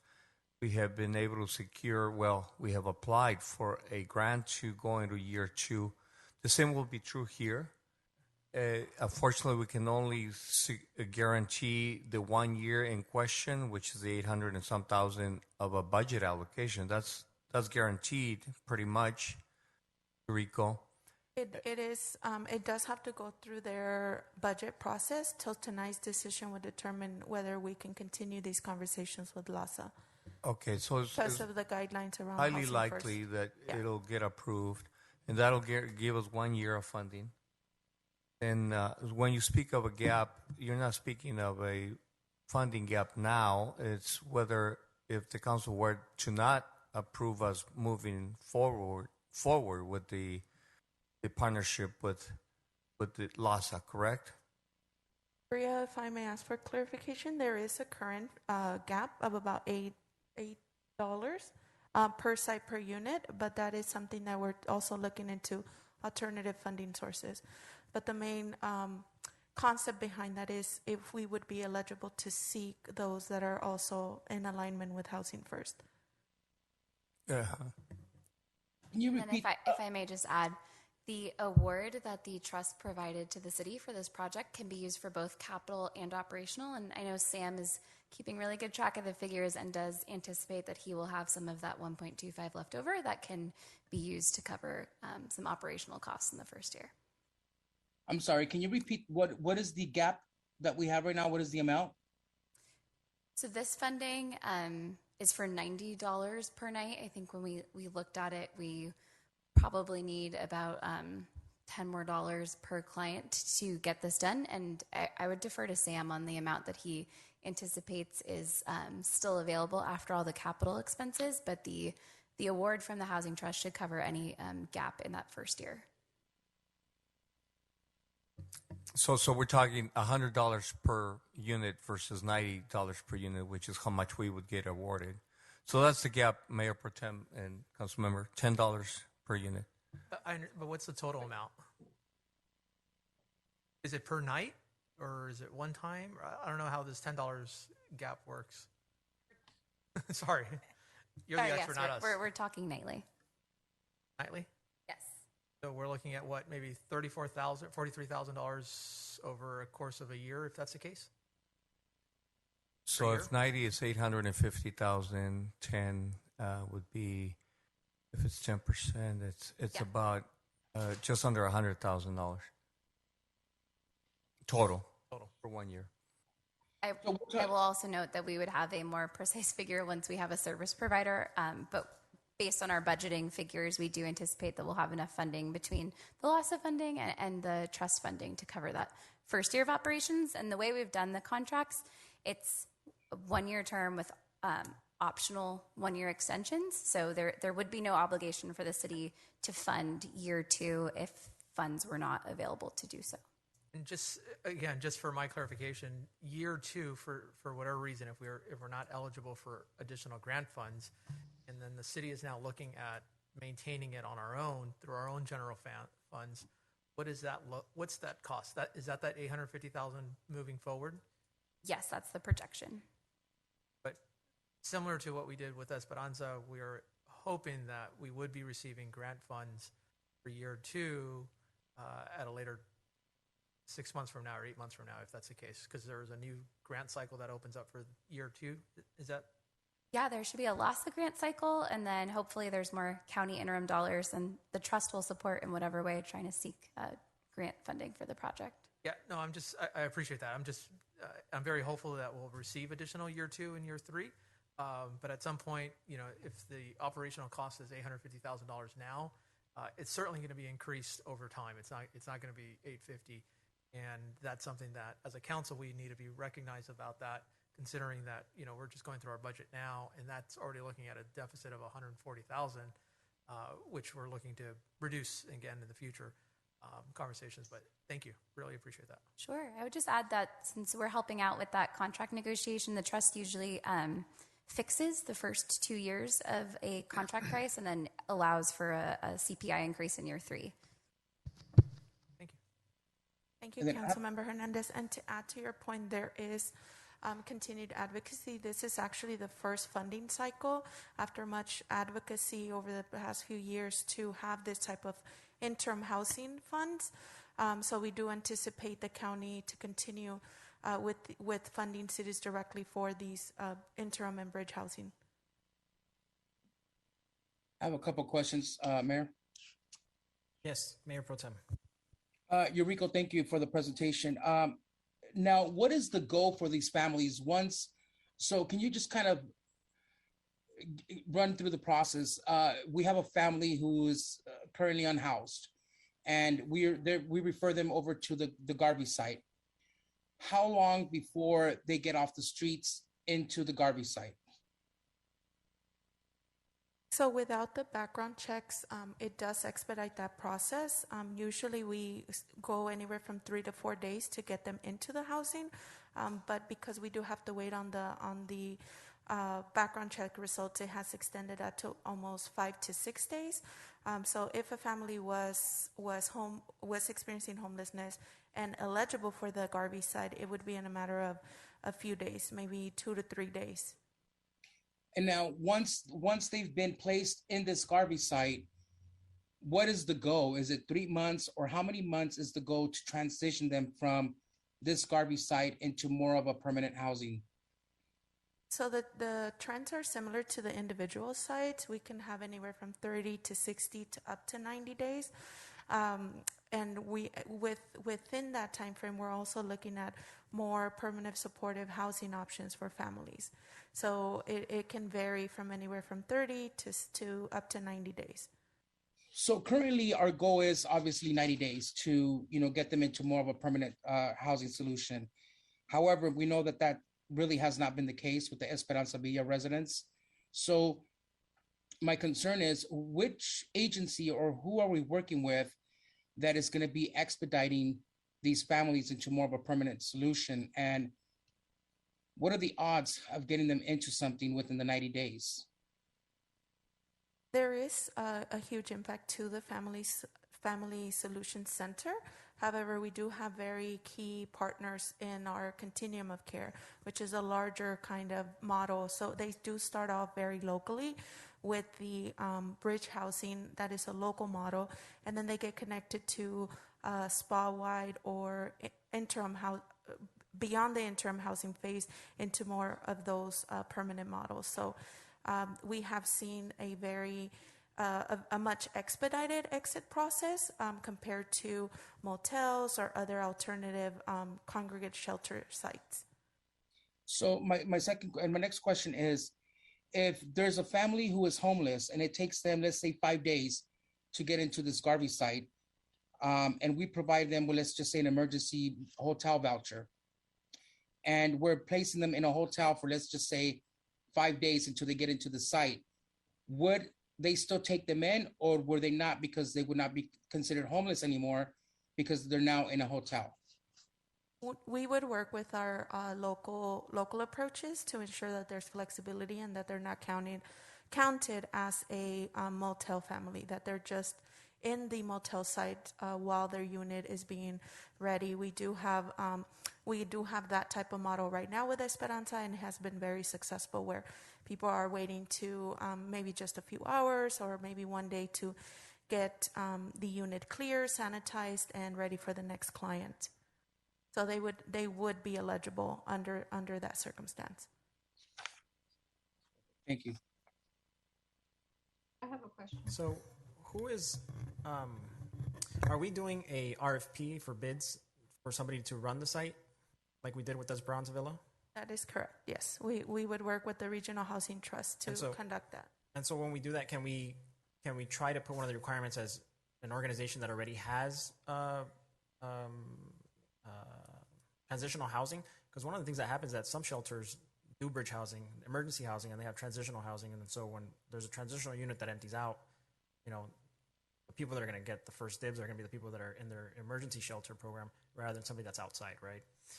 And I think that's also something that we can explore. I mean, if this program works out, we can expand into the brick and mortar and make it easier. So one of the problems, and I think we've seen it with Esperanza Villa, is not that staff isn't working hard enough to get it. The problem is the lack of access or the lack of availability of those transitional units for people.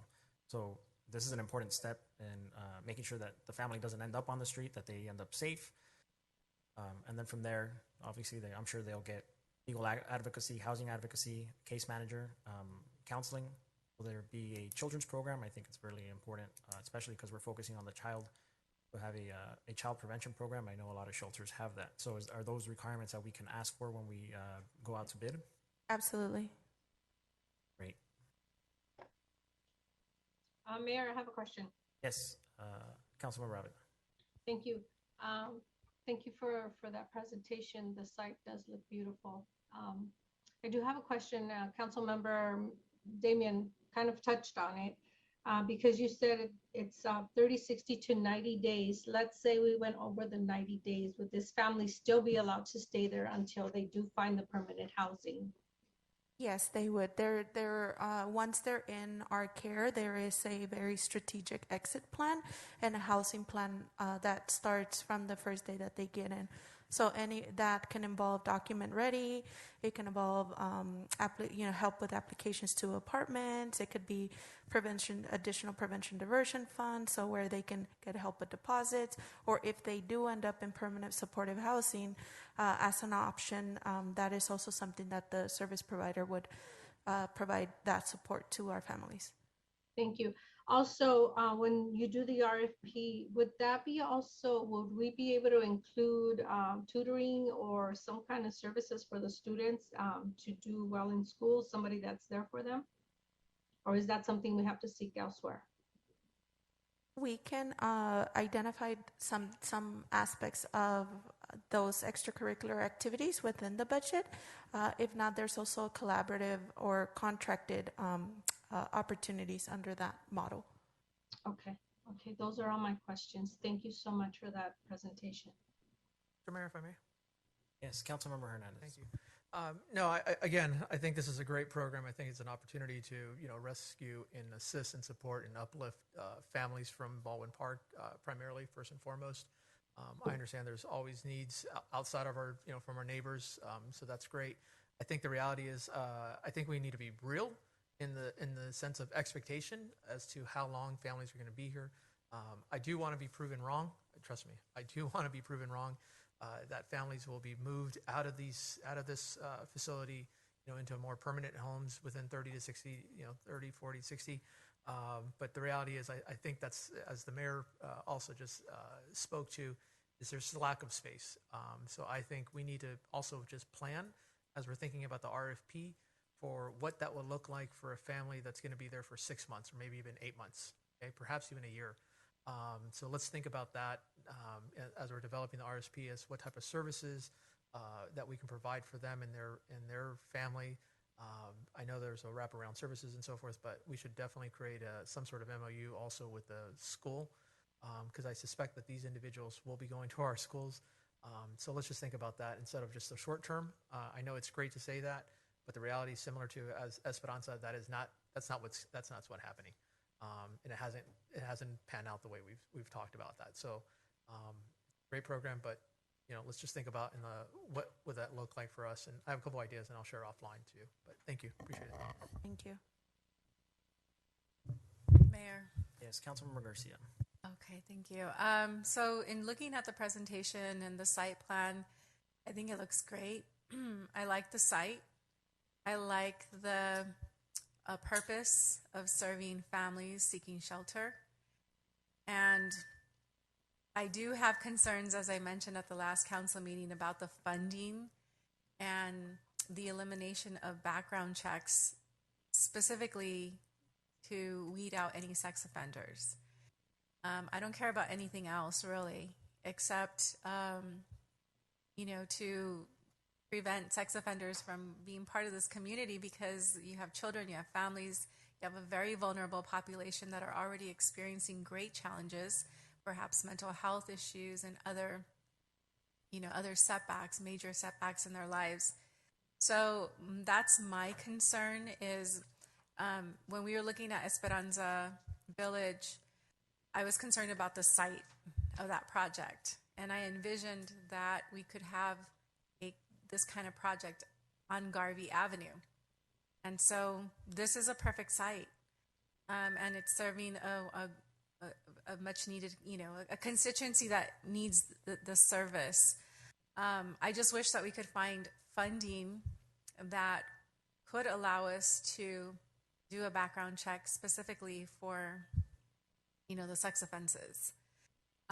So I am concerned about not only what the mix that we're creating on site, because there's no background checks, and also what we're encouraging in the neighborhood, because I need to look at, yes, we want to serve this very vulnerable population community, these families.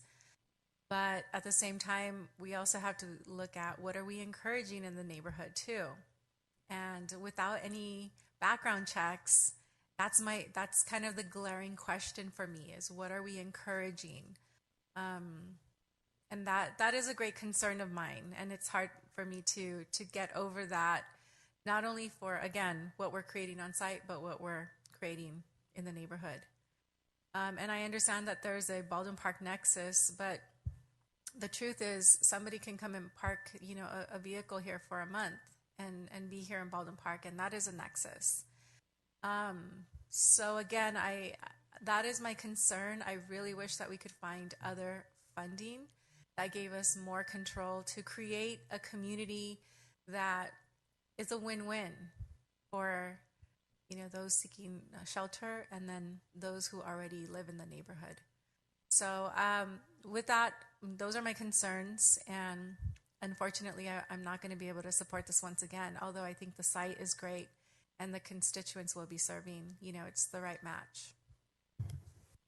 So I just want to touch on that. I think, claiming that anybody who's homeless is a sex offender is not a narrative to follow.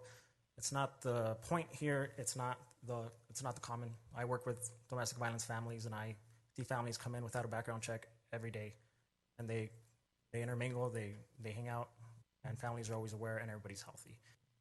These are families. We're not letting individuals in, and we're not inviting sex offenders to come in. I think that's way extreme. Sex offenders are registered, so if you were worried about them, you'd be able to see them on the map. I'm sure there's already some in Baldwin Park. So this idea that we're letting sex offenders in is just not really viable at this point. I just have to disagree with that comment. Like I said, I work with families all the time. It's not the norm to be doing this, even two families with children. The norm is to let them in because they are on an emergency basis and they're going through a crisis.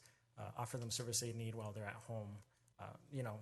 Instead of doing this, we're going to be giving them vouchers. We've seen it at the Grand Inn. Nobody's background checking the Grand Inn, right? And nobody has had trouble with families staying there in roach infested hotels with no telephone lines and not properly maintained units. Opening up the shelter is going to allow families to have somewhere to literally live and play safely, where they're going to have a playground, where they're going to have a place to engage with other children, where they're going to have a place to do their homework quietly, peacefully, and overall safely. So I just want to make it known that I completely disagree with that statement. I also want to, we talked about families, we talked about women and victims of domestic violence. We hear it all the time. We hear that narrative here on the City Council. And so victims of domestic violence are some of the ones that are in most need of these shelters, especially when it comes to family shelters. There is domestic violence shelters, but those domestic violence shelters have rules, and not just any victim of domestic violence is allowed to go into them. Some victims of domestic violence are just classified as homeless, and they need these types of shelters. So, earlier I heard how it's important that we protect all women. So I would actually ask the council to consider that this shelter is going to help women. It's going to help young women. It's going to help moms. It's going to help colored women and women that live in the shadows. So it's important that we advocate all the time and straight through for it. So, I think the color scheme is great. I think the team's done great. I've heard we have a designer, so contrary to popular belief, the mayor's not out there drawing this out himself. And I think it's great. I think the work is done. I want to reiterate that we did give Sam direction to spend the money without council approval to make sure that we sped this up. We want to make sure that everybody's aware of that so that there's no misleading narratives on this. Esperanza Villa isn't working as fast as we'd like it to. It's not because it's not efficient. It's because external factors of control are not allowing it to. And so I also want to make that known. But, we heard the same narrative with Esperanza Villa, that there was going to be crime there and there was going to be all these things, and none of that happened. And if you walk down that street, Esperanza Villa is the nicest facade there.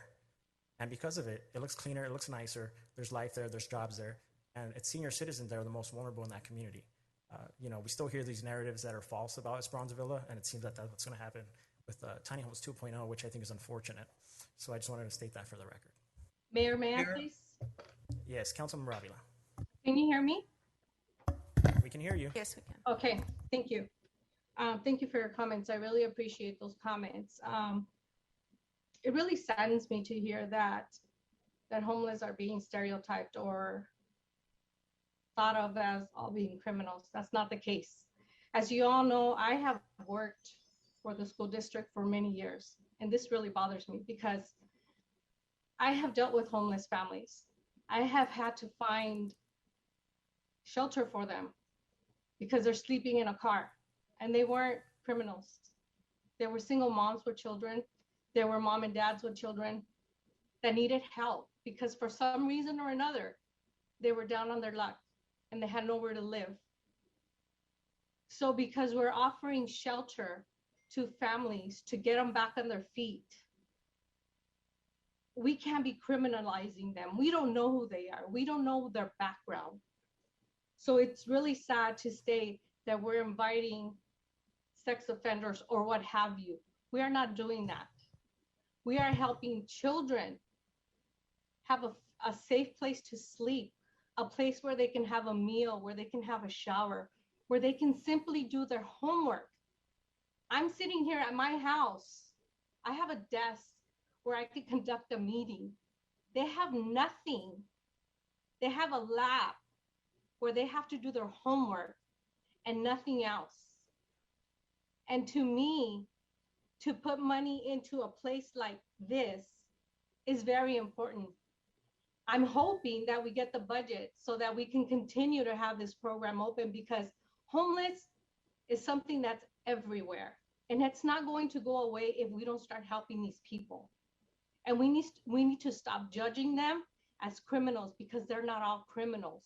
There's criminals out on the street. My neighbor may be a criminal. Who knows?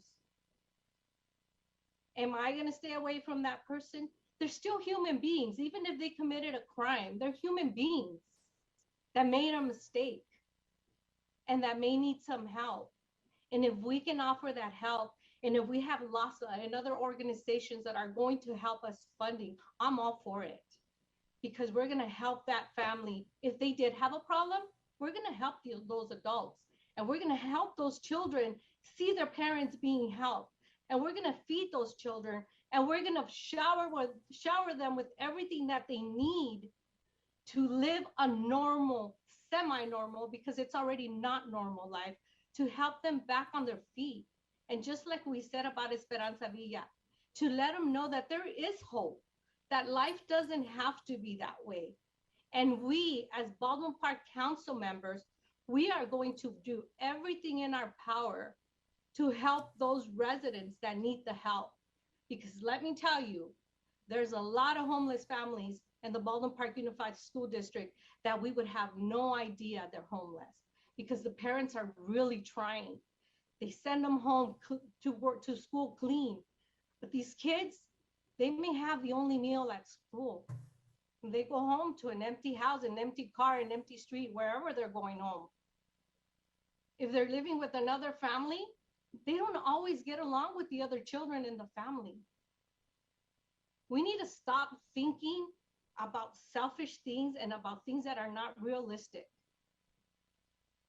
Everybody should be treated equal, regardless of where you're coming from, whether you're homeless, whether you're a drug addict, whether you have a criminal record or not.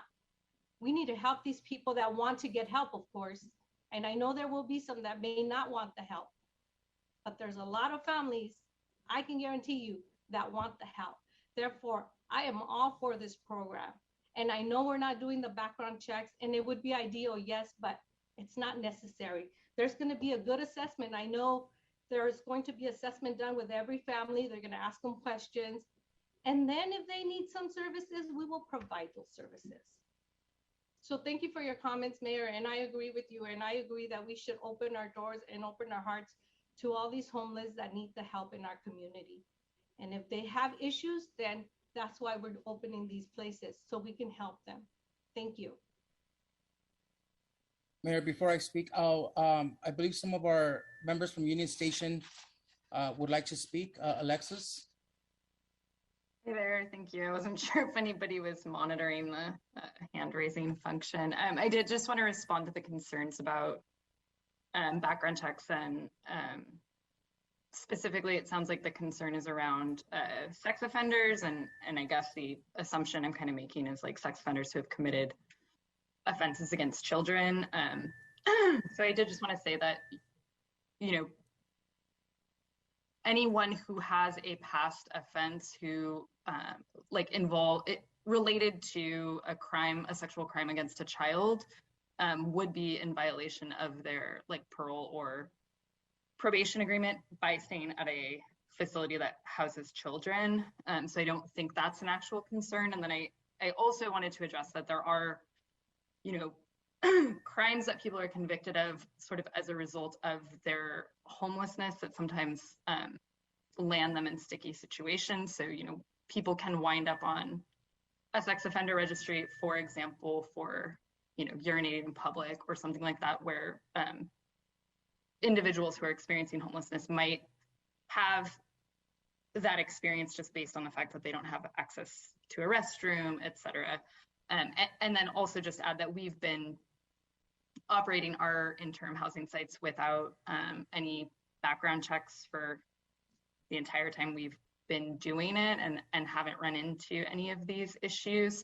And then other folks chimed in about some of the other points, but like, to their points, everyone else is not required to undergo a background check to live in their apartment, to rent a motel room, et cetera. And the people who are living on the streets in the Baldwin Park community also have not gone through a background check process. So it wouldn't be like inviting new individuals into the community who might have these types of past or criminal convictions. So I know it's a concern in a lot of communities, but it's not really there's no evidence to support that it's like a valid concern in that way. And that's all I wanted to say. And I think Sean also had his hand up previously.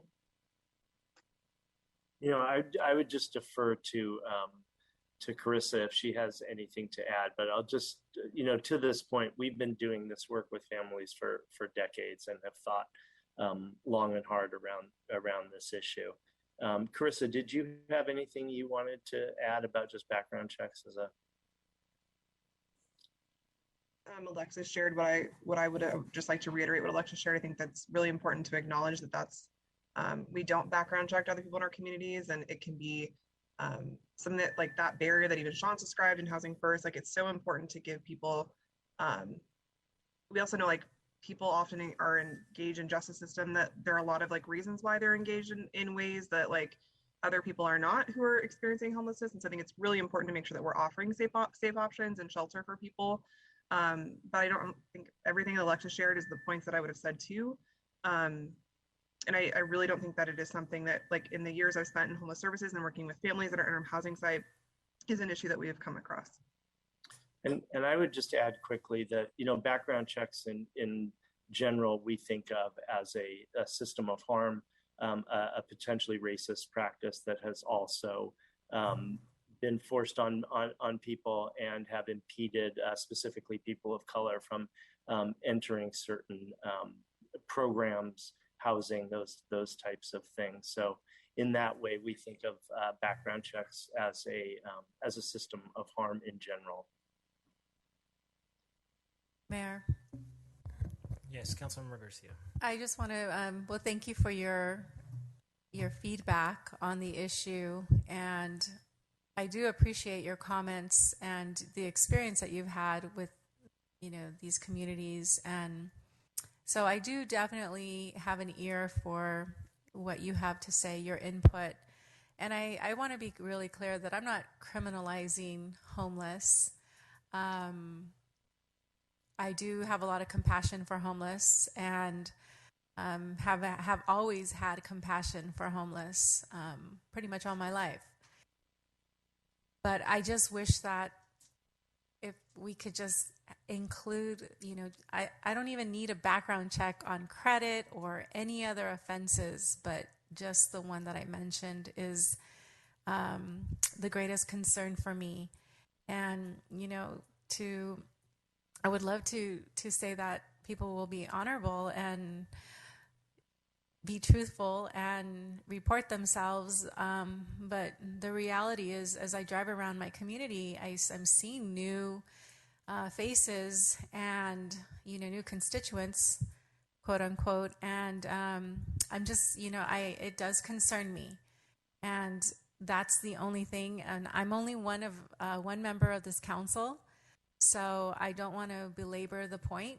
I've expressed my concerns, and I appreciate your feedback in trying to be responsive to those concerns, but we can move along. Thank you.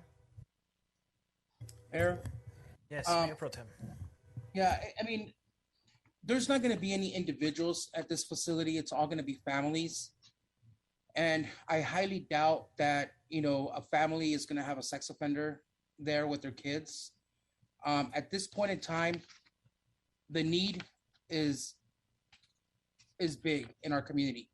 I deal with these homeless families and individuals all the time, trying to find them shelter, working with different organizations.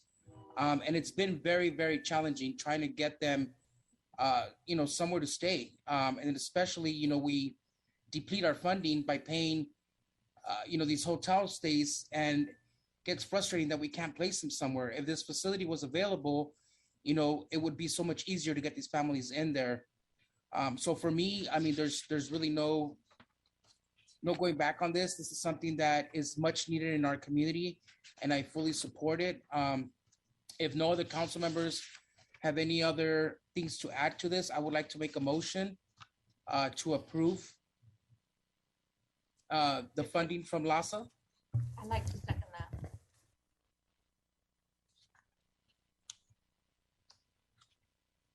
So, Mayor Pro Tem, so I believe you have to make a motion for item 11, 1 through 5. Just to be clear. So I will make a motion. I have to read the title? No, you don't have to read the title. Okay, so I will make a motion to pass item number 11, 1 through 5. Second. City Clerk, roll call, please. Thank you, Mayor. Mayor Pro Tem Danny Damian, Yes. Councilmember Alejandra Avila, Yes. Councilmember Monica Garcia, No. Councilmember Paul Hernandez, Yes. Mayor Emmanuel Estrada. Yes. Motion passes. Great, thank you for that. And I look forward to this being completed. I think it's one of the biggest projects. And then Eurico, I believe we're housing 50 beds. 50 beds. So does that mean that we will take the title from Montebello for having the largest shelter in the San Gabriel Valley? Yes. Good. There's And nothing. the first for families. Yes. Thank you. So there's nothing better than a good competition, and the best competition is making sure that we're competing with one another to help each other out. So I'm very excited for that. City Clerk, I believe you had a comment. We had an individual who sent in a request via email. Her name is Jen Escobosa. I believe she's one of our commissioners. She wanted to speak on this item. Okay.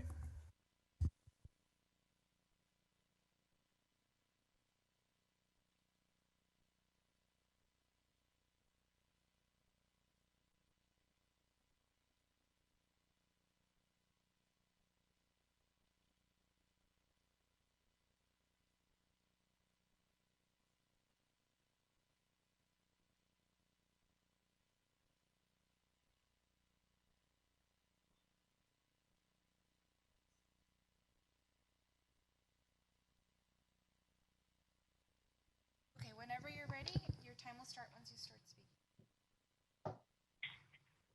Am I on now? Yes, go ahead. Hi. Good evening, Mr. Mayor and council members. I'm Jen Esposa. As many of you may know, I do serve on the City Planning Commission, and I do have an extensive work history in homeless services. And I am a huge proponent of housing first philosophy. I see it as an evidence-based practice which supports that all people, as has been mentioned here, are deserving of safe shelter, regardless of their criminal backgrounds, regardless of the trauma history that they may have. I hope that the council approves this project and continues to lead the way to the San Gabriel Valley in progressive housing solutions that work, especially seeing as how this project is designed with children and families in mind, just because there aren't a lot of these types of projects out there. And that's all I wanted to share. I'll keep it short and sweet, and I want to thank you all. It's very late in the evening, but this is a very important matter. Thank you.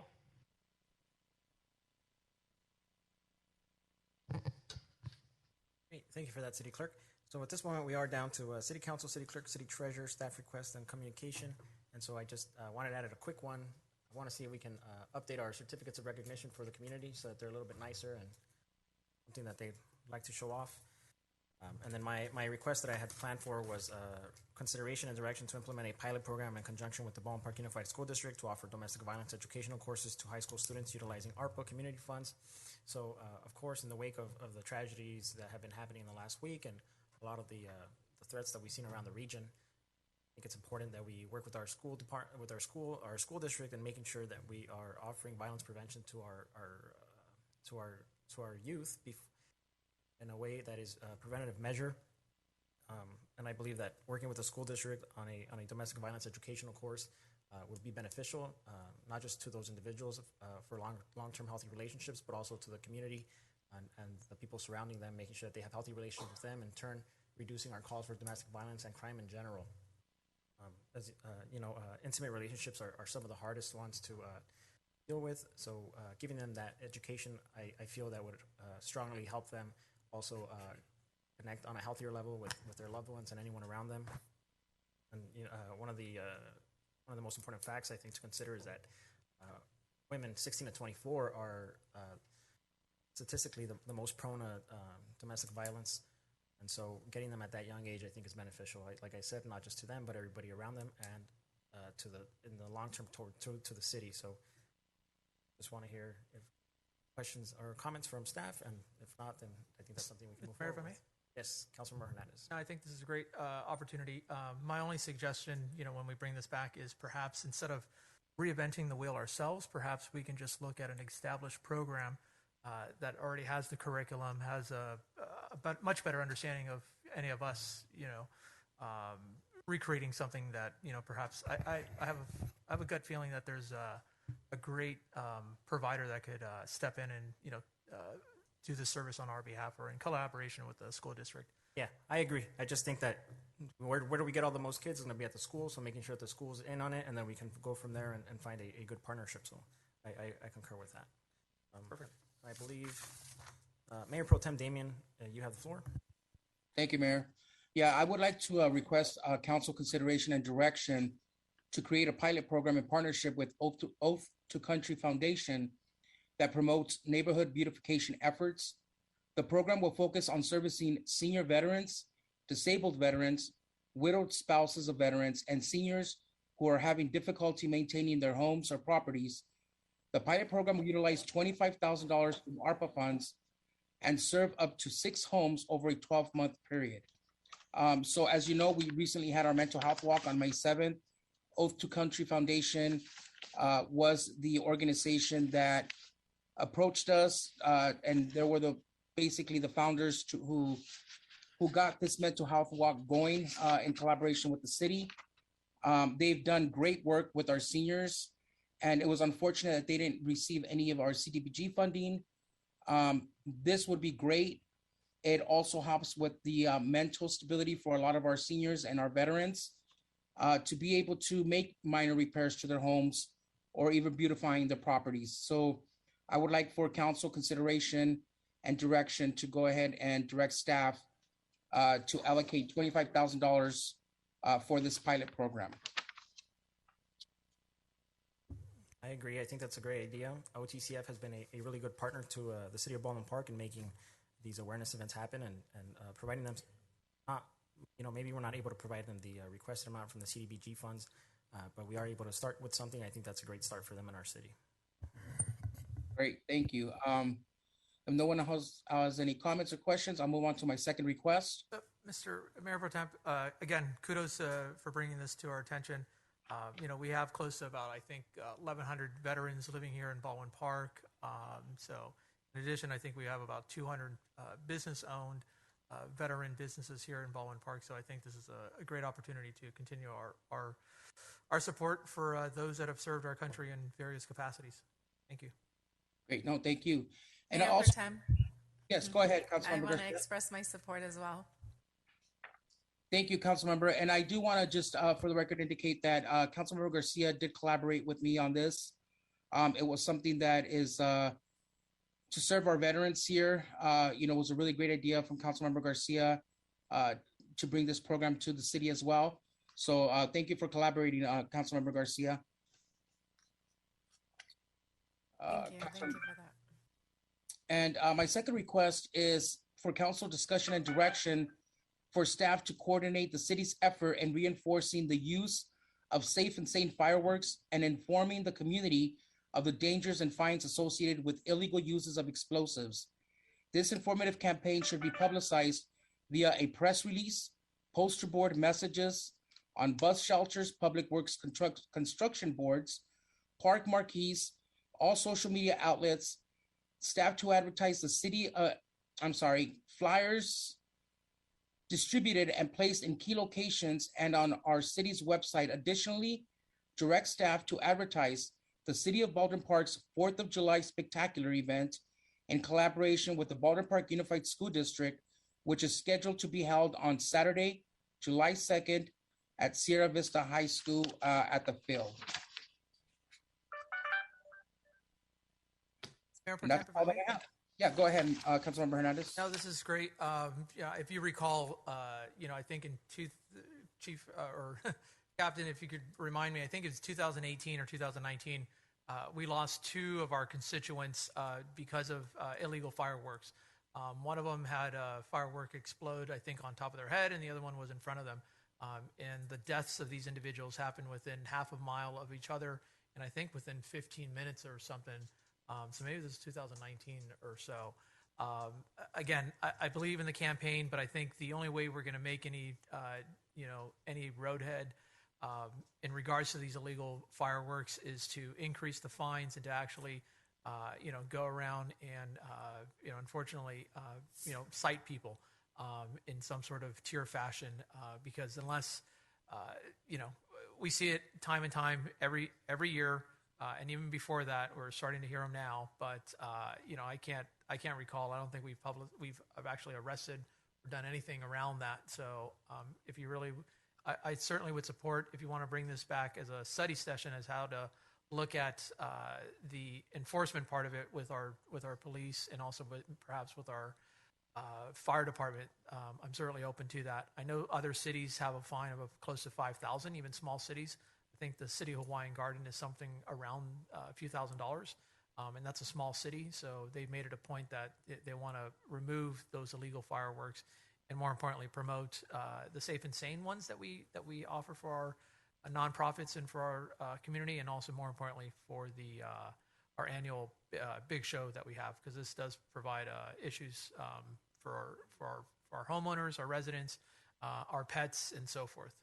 Thank you. And Mayor Pro Tem, I'd like to support that as well. It's definitely something we need to wrap our head around and just tackle more effectively before it gets more out of hand. So I support this, and I support the study session, as Perfect. mentioned Great. by Councilmember Hernandez.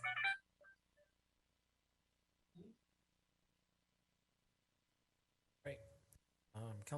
Mayor Pro Tem, was that it for your requests? Yeah, that was it for my request. Thank you. Okay, Councilmember Hernandez, you have the floor. Thank you. Appreciate it. I have two items here. As we all have recognized, this past month has taken quite a bit of toll in regards to mass shootings, ranging from the racist attacks that happened in Buffalo, New York, where I believe 11 individuals passed because of that, gun violence, and then just, a few days later, here in Laguna de Guel, there was a church that was attacked because of political issues there. Again, gun was used for that threat and violence. And then, of course, the incident that happened in Texas, where we had 19 children and 2 teachers. So what I'm asking to do is, as a study session, first and foremost, is to look at what a gun purchasing program could look like in the city of Baldwin Park, to remove firearms that are perhaps illegal, but more importantly, just sitting in people's homes. I've done this in the city of Los Angeles. I've done it in other parts where there are firearms that are just sitting around, lying around, and people just don't understand or don't know, have a way of getting rid of them. And we can certainly speak with our chief, who's quite experienced in these type of things, as to how we do that. But more importantly, I'd like to also explore, if we agree, as our city hosting one as a gun buyback program, and we could look at funding for that too, along with sponsors that could help us with that. in the means of either gas cards, grocery stores, or debit cards of whatever amount that we decide. Perhaps also extending it to our neighboring cities, such as Azusa, El Monte, and so forth, and work in a collaborative effort where we do try to make a significant impact. So that's my first one. The second item is I like to have our chief of police, along with the Baldwin Park School District, provide us a briefing in regards to how we can help reduce crimes in and around schools. I'm not necessarily asking that we have our school or our police officers patrol the schools. That's not our responsibility. Still, in my view, that's the responsibility of the school district, but that's just my opinion. But again, the rash and increased services and increased calls that we are now responding, and I say we, the Baldwin Park Police Department, is now responding as a result of no police department on the school district, is having an impact to our community and our residents outside. So that's why we like to at least let's look at that, but more proactively look at various programs, as the mayor just mentioned, domestic violence program. I think that's a great start for us to look at, but there's other things that we could perhaps be working not only with the students from the elementary, middle school, and high school, but also effectively working with the parents too to look at that. So those are my two items. Any comments, questions, feedbacks? Mayor, let's see. I mean, I applaud your, Councilmember Hernandez, I applaud your focus in trying to address some of the things, some of the incidents that occurred not only across the nation, but also in our community in the past week. And so, I support your idea here of looking at a gun buyback or something along those lines. I mean, I think I'd want to further discuss it and flesh that out a little bit more so that I fully understand what it is that we're doing, maybe what I could understand what other cities have done too and how effective it's been. But I definitely applaud the focus and the effort here. As far as the Baldwin Park Unified School District, and I absolutely agree that anything we do, it has to be in partnership with the school district, because our police department is already stretched so thin, and we're now covering more ground at the schools than we have historically since they eliminated their school police. And so, and I understand from people on campus that there might be more fights because of the enforcement issues and things like that. So perhaps it escalates to a point, and then that's when our police department is called in. But anything that we do, it absolutely has to be in partnership. And I know that we've talked about establishing an MOU with the school district. This way the boundaries are very clear, and the contribution from each agency is very clear, because I'm sure if the school district had a school police for all these years, and our police now step into that role, we could allocate so many resources just to the school district alone, and then what happens is we're not able to tackle the issues in our community. We have to really be careful about that partnership. So I'm definitely open to exploring that, especially in light of recent events. But want to really stress that it has to be in partnership with the school district, through an MOU preferably.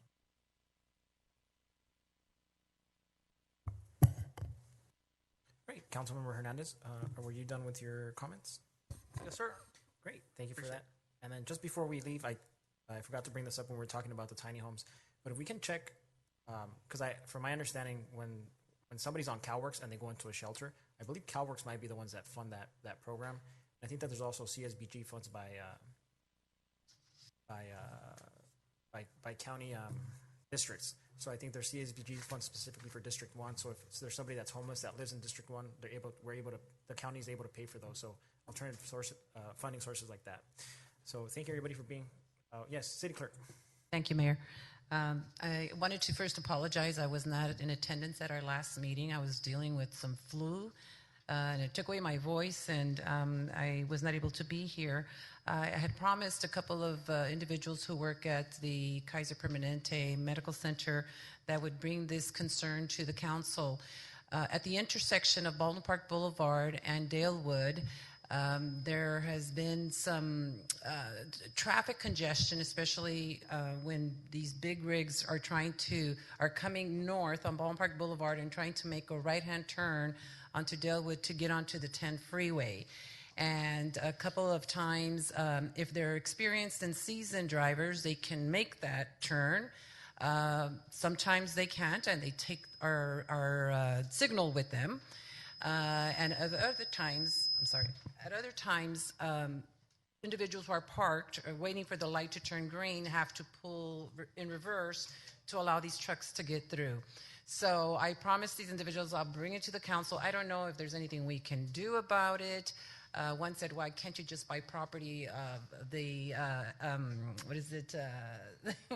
property in the corner there from, what's it? Not Caltra, the service, the business there. Oh my gosh. Ones that deliver packages. UPS. UPS, thank you. Why can't we just purchase the property there, the corner property of UPS, and make it easier? I told them, I went like this, the money, right?